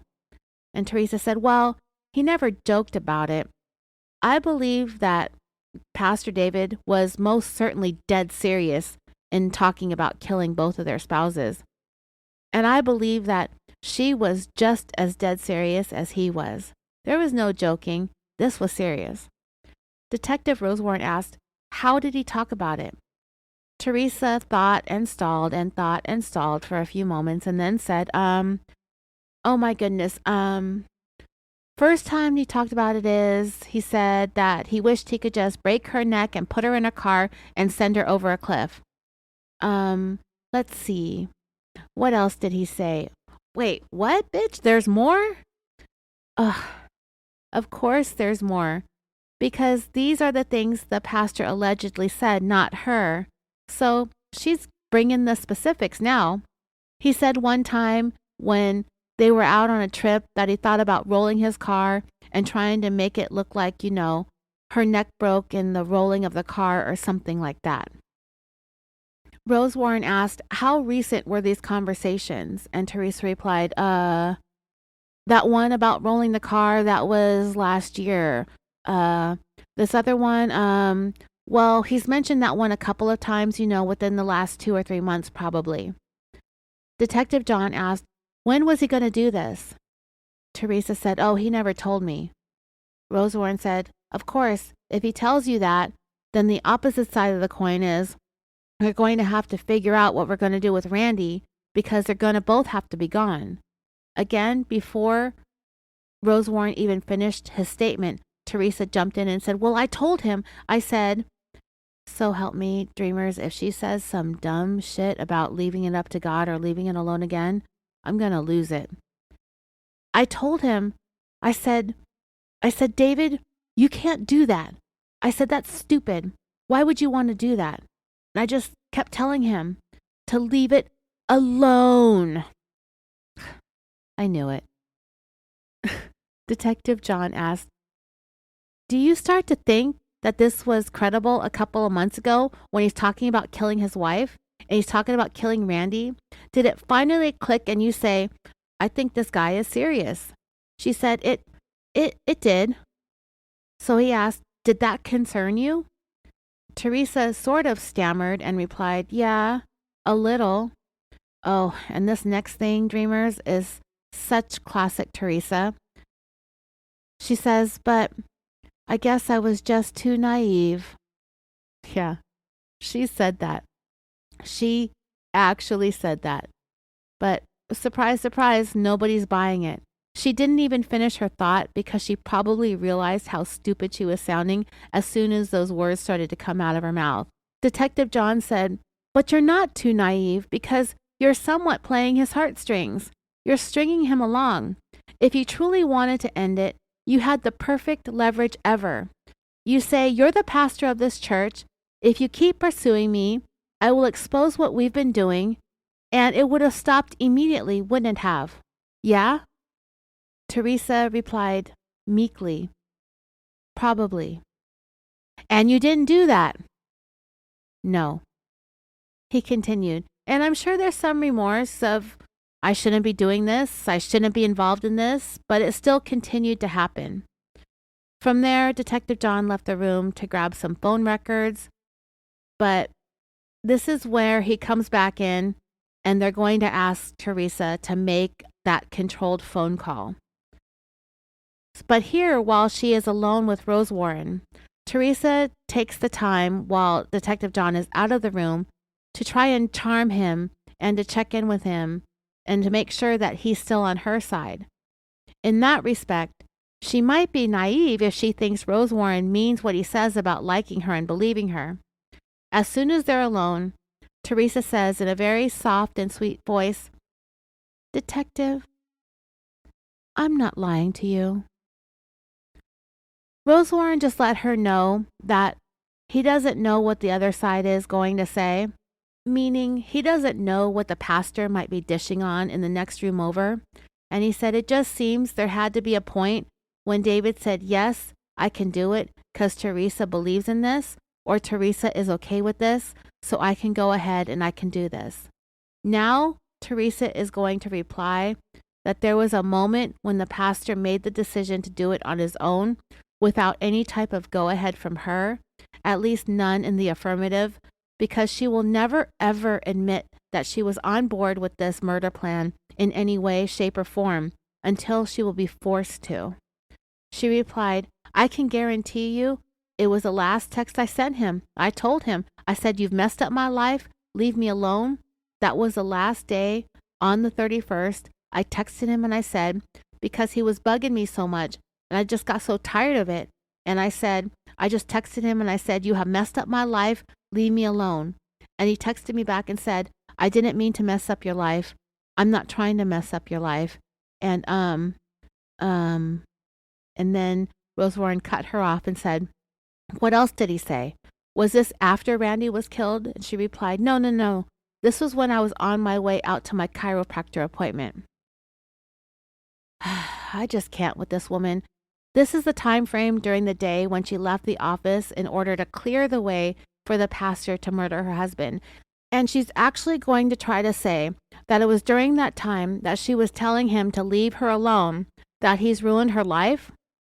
What has he done up to this point that's actually ruined her life, that she wasn't 100% on board with? She chose all of this. And for her to say that he ruined her life while she's alibying herself for her husband's murder is another new low for this woman. She continued, and he said, I'm not trying to mess up your life, and you already said that, we've heard it. And he said, I'm trying to make it better, and I didn't respond. I didn't respond to it.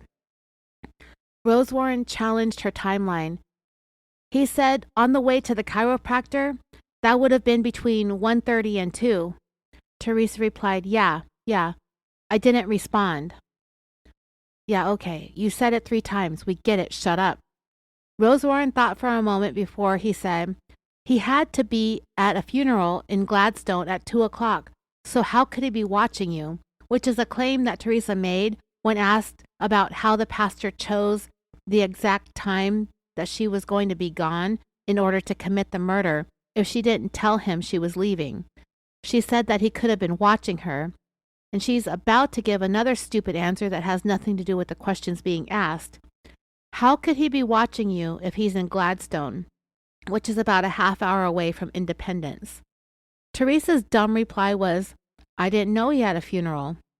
And really, the rest of her statement should have been something like, otherwise, I would have tried to come up with a better lie. Rose Warren said, he had a funeral, and as a matter of fact, the visitation started at 1. Again, she said, I did not know that. All I heard was there was an appointment at a hospital. Rose Warren said that one was closer to 5. So this is a little incriminating on Teresa because she has it in her mind that since she was leaving the office at 1:30 and would come back around 4:30, that the pastor was available during that time to carry out the murder. He apparently had a smaller window of time than what she gave him, however long it takes for him to deliver a eulogy after 2 o'clock, let's say 45 minutes to make his way back to Independence. His time to murder Randy is narrowed down to have happened between about 3:30 and 4:30. So she was only aware of the 5 p.m. alibi that he had at the hospital. So what she's saying here is that he was texting and calling and texting, and she said, you ruined my life, blah, blah, blah. She said that it was after she left the office and headed to the chiropractor. That was between 1:30 and 2. He was delivering a eulogy at that exact time. So how is it that he's blowing up her phone and eulogizing somebody simultaneously? So yeah, she messed up pretty badly right there. And she started to think for a minute, and it seems like from what she says next, Teresa thinks that this might be the window of time where the detectives think that she maybe met up with the pastor and slipped him the gun, because she brought it up this time and she stated, and I did not give him no gun. I did not give him any implication of him. Yeah, the grammar is starting to slip. Not that it's been great to begin with. No implication of him being able to do anything like this to my husband at all. Detective John walked back into the room as Rose Warren asked, "What would you like to see happen to David?" And cue the dry sobbing. "What do you think should happen to him?" And Teresa sobbed, "He's got to pay for what he's done." And so do you. Rose Warren asked, "What does that mean?" It kind of starts to sound like Teresa might be taking some responsibility for her actions. Let's see where she goes when she says, "I know I've hurt a lot of people. I know I've hurt his wife," as if you wanted her dead. "And I know I've hurt his kids, and I'm sorry for all that." Sure you are. "But I never, ever, never, ever told him ever to do anything this stupid. Never." Nope, she let us down again, still denying. I thought maybe she would take a little bit of responsibility, but no. Rose Warren asked, "If he's charged and tried and found guilty, what do you think should happen to him?" Teresa sat there for a minute, because she's not only talking about the potential punishment for the pastor committing murder, but this also applies to her, technically, under the law. So she's trying to be careful and measured. But she stayed quiet for a few, and Rose Warren then said, "If you were the judge and it was your sole decision, what would be fair?" Teresa replied, "If he deserves the death penalty, then that's what he would get." Rose Warren asked, "But if you were the judge and you were in charge, what in your heart do you feel should happen? What is fair to you?" Teresa replied, "Well, he took my husband's life, and so did you, so they should take his." That's a bold statement. Not surprising, though, because she's still trying to deny. I bet you she's saying that the pastor deserves the ultimate punishment in order to further her own claims of innocence, because why would she wish for the death penalty on herself if she took part in the killing?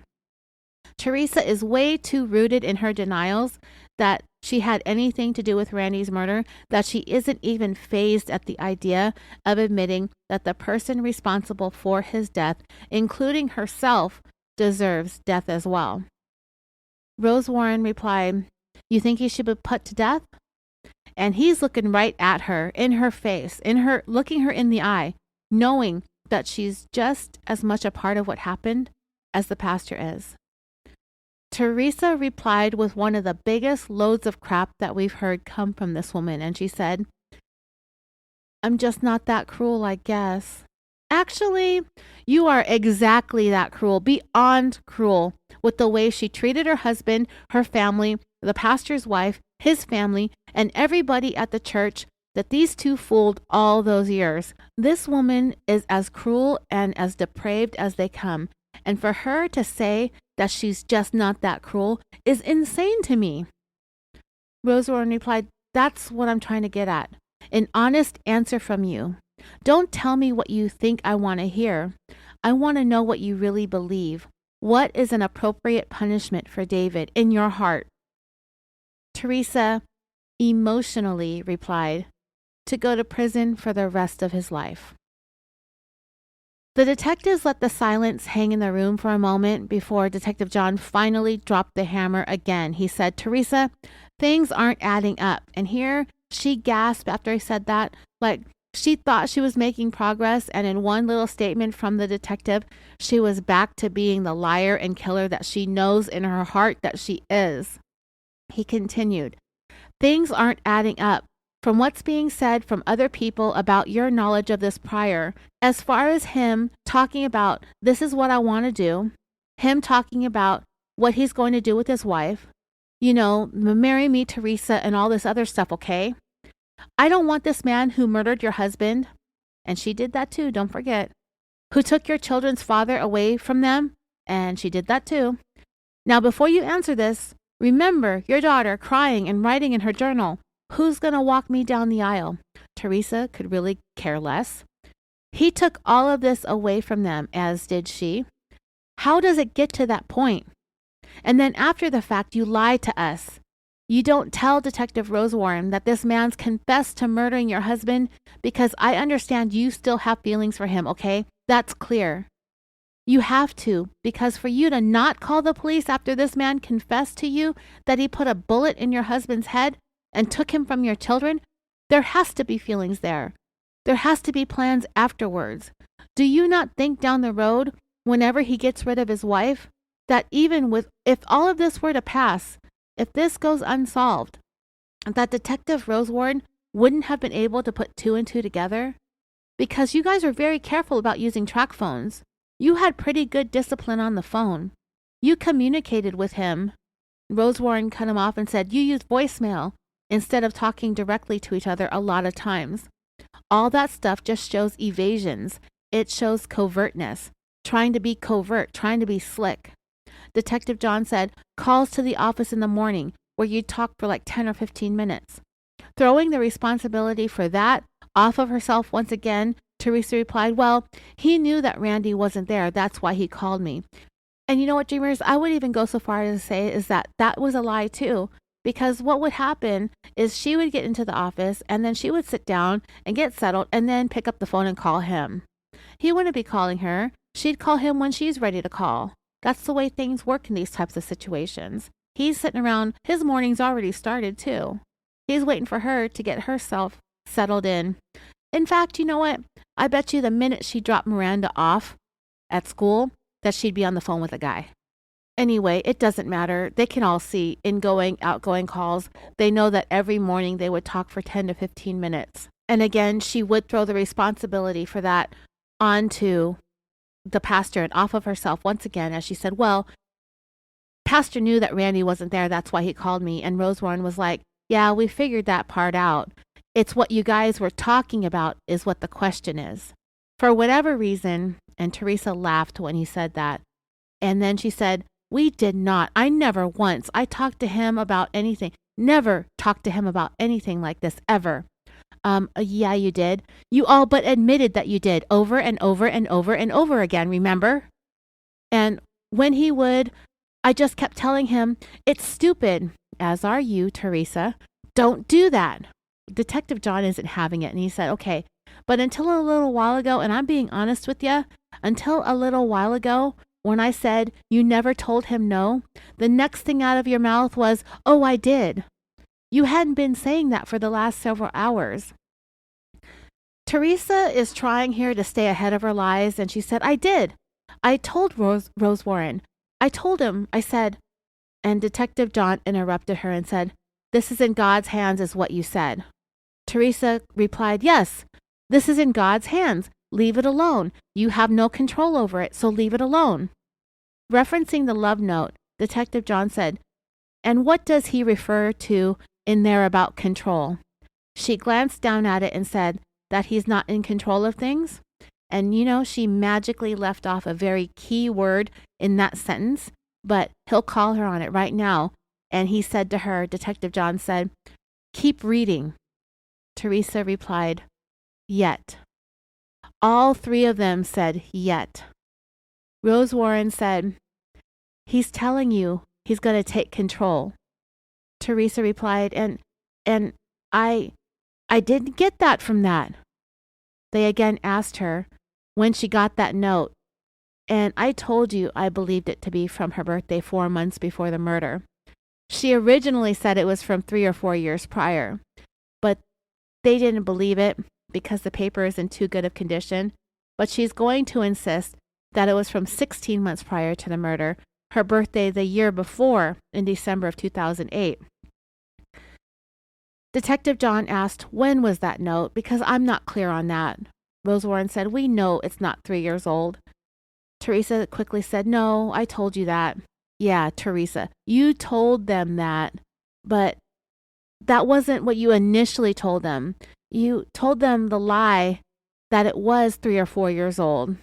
Now look at her trying to downplay her first lie with her second lie. It's just incredible. Teresa is sticking to the story, though, that it was for her birthday in December of 2008.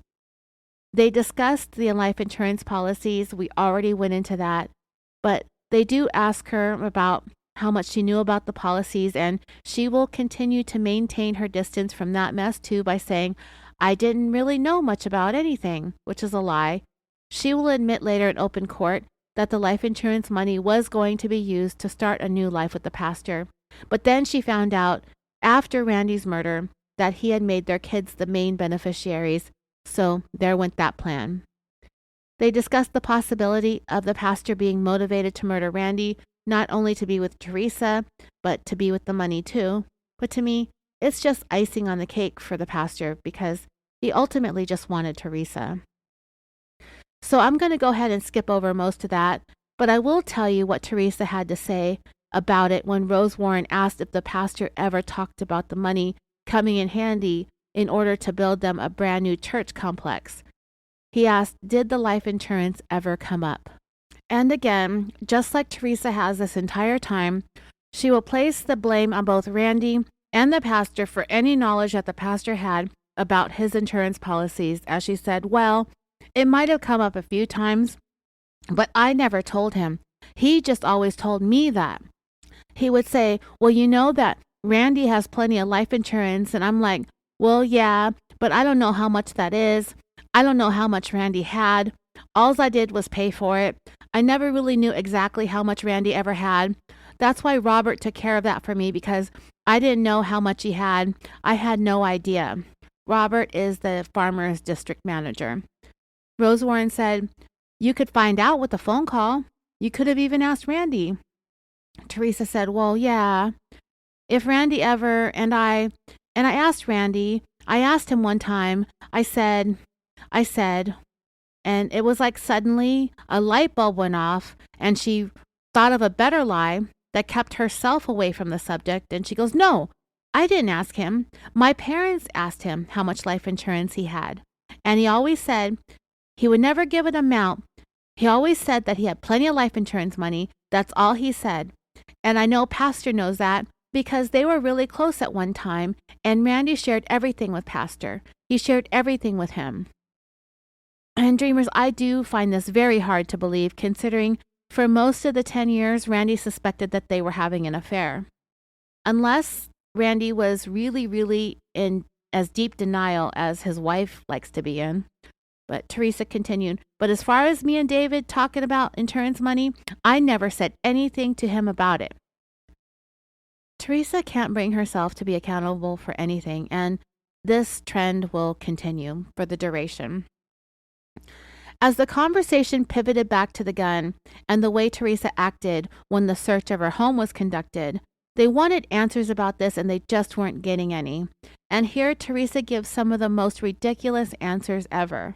And not only is she going to continue to deny and distance herself, she is going to place the responsibility of her actions and the gun being under her bed or not being under her bed, whatever the case may be, on her own son, Michael.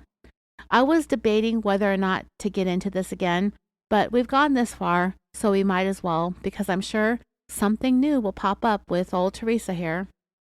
So Detective John said, let me ask you a very pointed question, and I need you to be honest about this.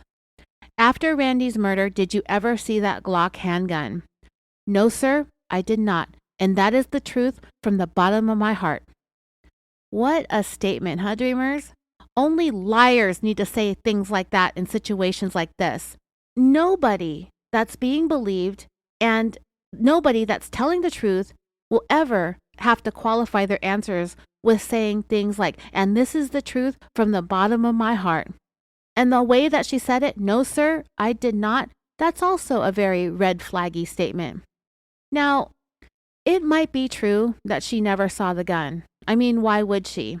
But the fact that she had to frame her answer in that way is almost an acknowledgement of just how untruthful this woman has been and how untruthful she's coming across. Detective John said, it still confuses me as to why you were so protective over Michael looking under that bed. Did you move the handgun, the box from under the bed? She denied it. then why were you so adamant about steering him away from this?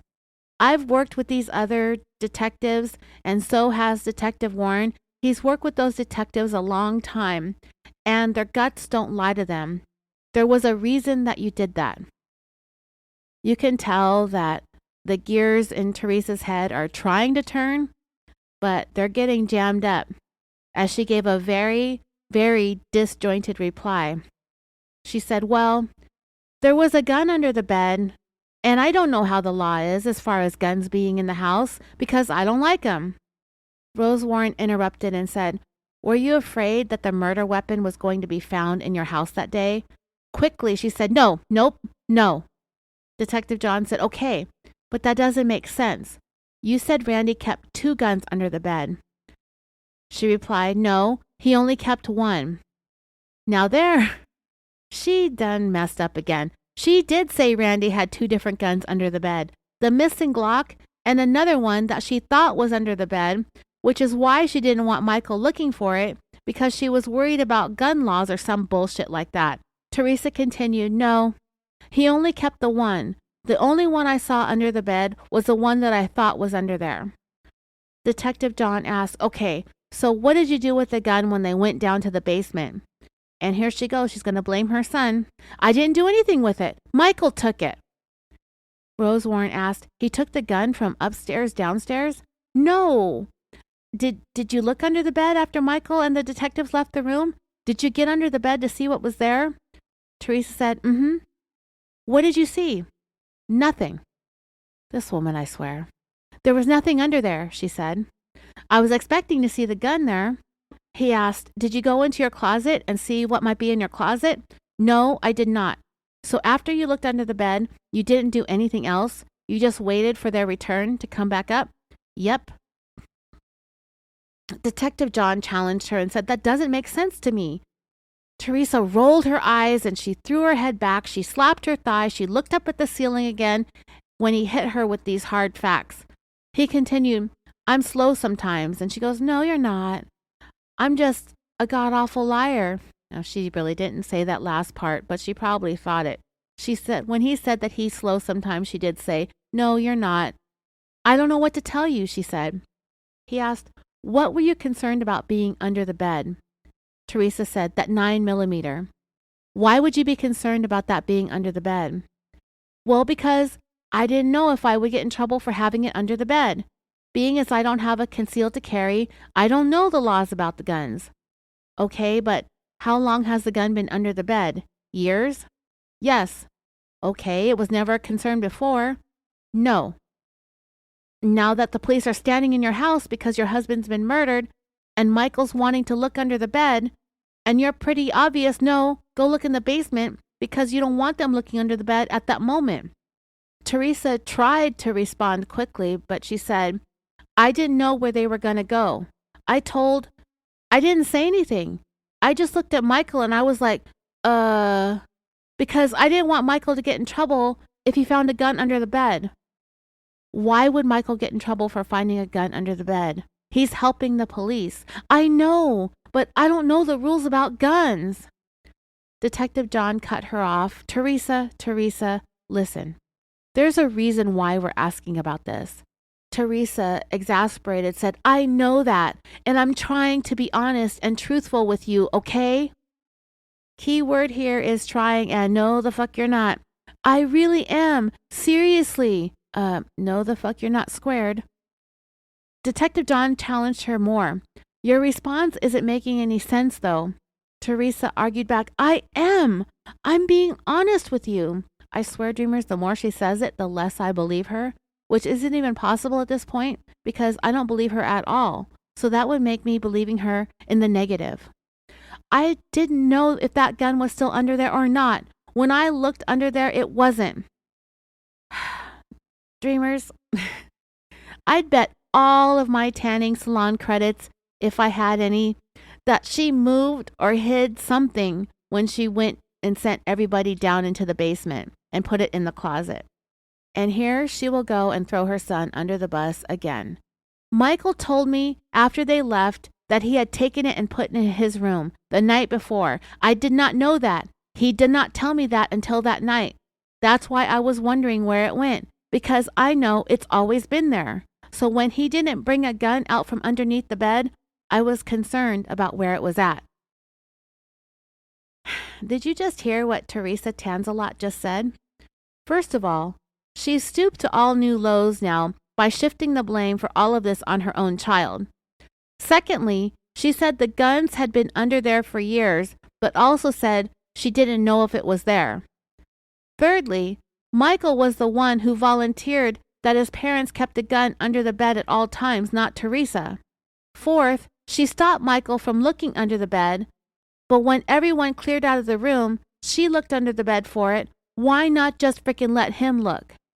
Next, if Michael moved the gun out from under the bed and put it in his room the night before, then why, when police asked for the location of all the guns in the house, why did he immediately try to go under his mom's bed? Why didn't he say, "Oh, hey, I moved the gun into my bedroom last night"? He didn't do that because it didn't happen. And even if he did do that, why did he wait for everyone to leave before telling his mom that he moved it the night before? Did you catch that? She said, "Michael told me after they left that he had taken it and put it in his room the night before. I did not know that. He did not tell me that until that night. So that's why I was wondering where it went, because I know it had always been there. So when he did not bring a gun out from underneath the bed, I was concerned about where it was at." And that last part, she said Michael did not bring a gun out from underneath the bed. I was concerned about where it was at. I have a very strong feeling that Michael didn't find anything under the bed because Teresa moved it before he had the chance to look. She didn't let him look until she was comfortable that anything incriminating wouldn't be found.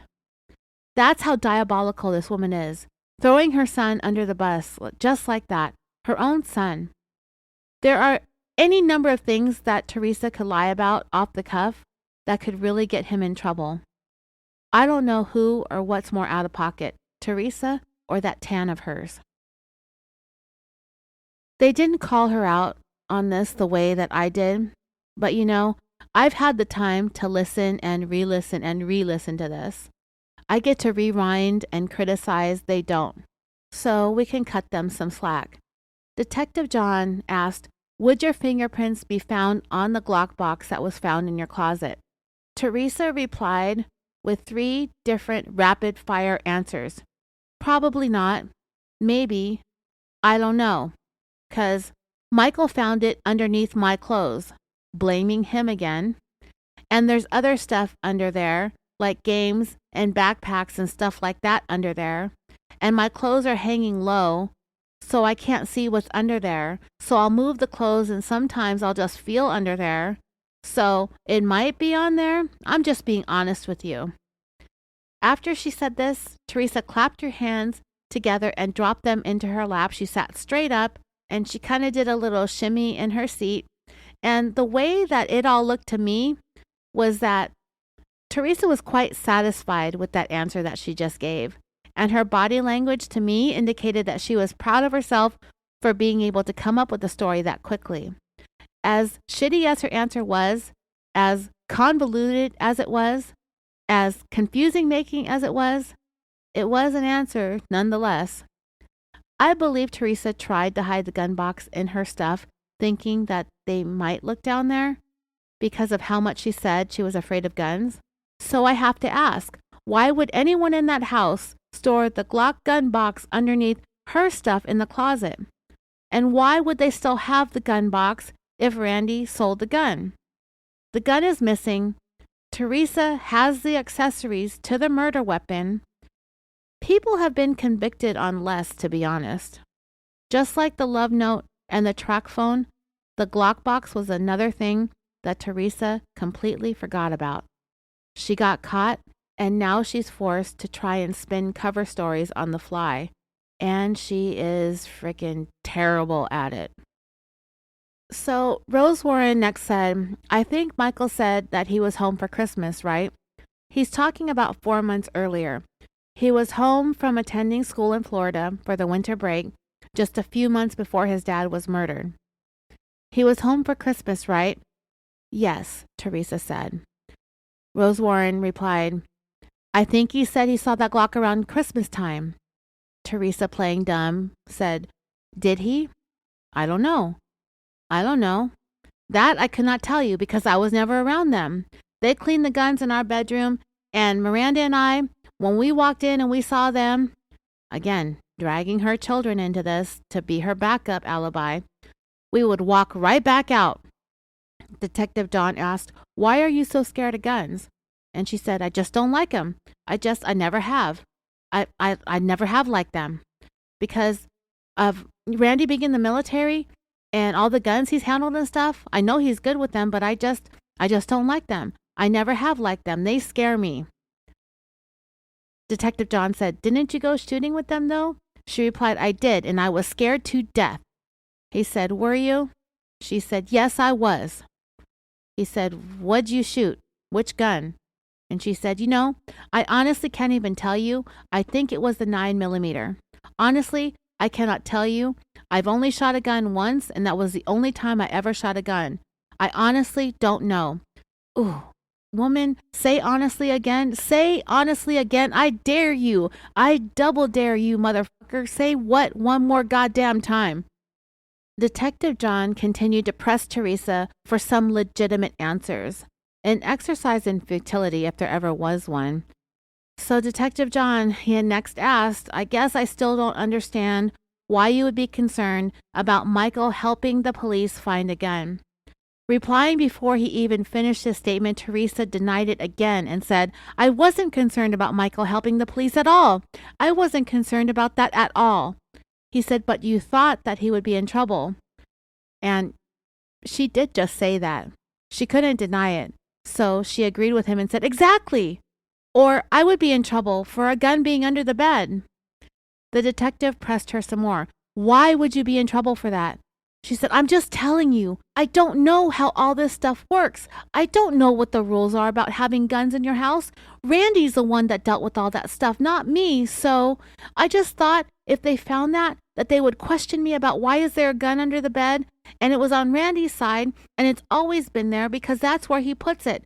And that's what he used at night when our alarm went off at 3 o'clock in the morning. That's the gun that he picked up.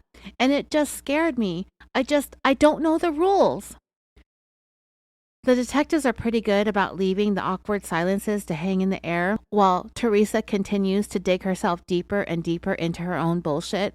She paused for a few and then said, stalling and thinking and scratching her neck and racking her brain. And she says, not what? And she says nothing. She's got nothing. They've got her. They've got her in the corner. Okay, at this point, the detectives are going to circle back to the note and the initials at the bottom. So I'm going to go ahead and end this one here. We will pick it up from a point where the detectives are finally going to get some answers about the more sexually charged meanings behind the letters that are in the love note that Teresa tore up. And then that will be it. We're going to go through what I have written, and that'll be the end of it. Now, I am leaving off about an hour of the interrogation at the end of it. Teresa's interrogation gets very heated and loud, and I'm going to go through all of that in the next episode. It eventually settles down into a normal conversation where Teresa and the detectives basically stay calm through it all until the end.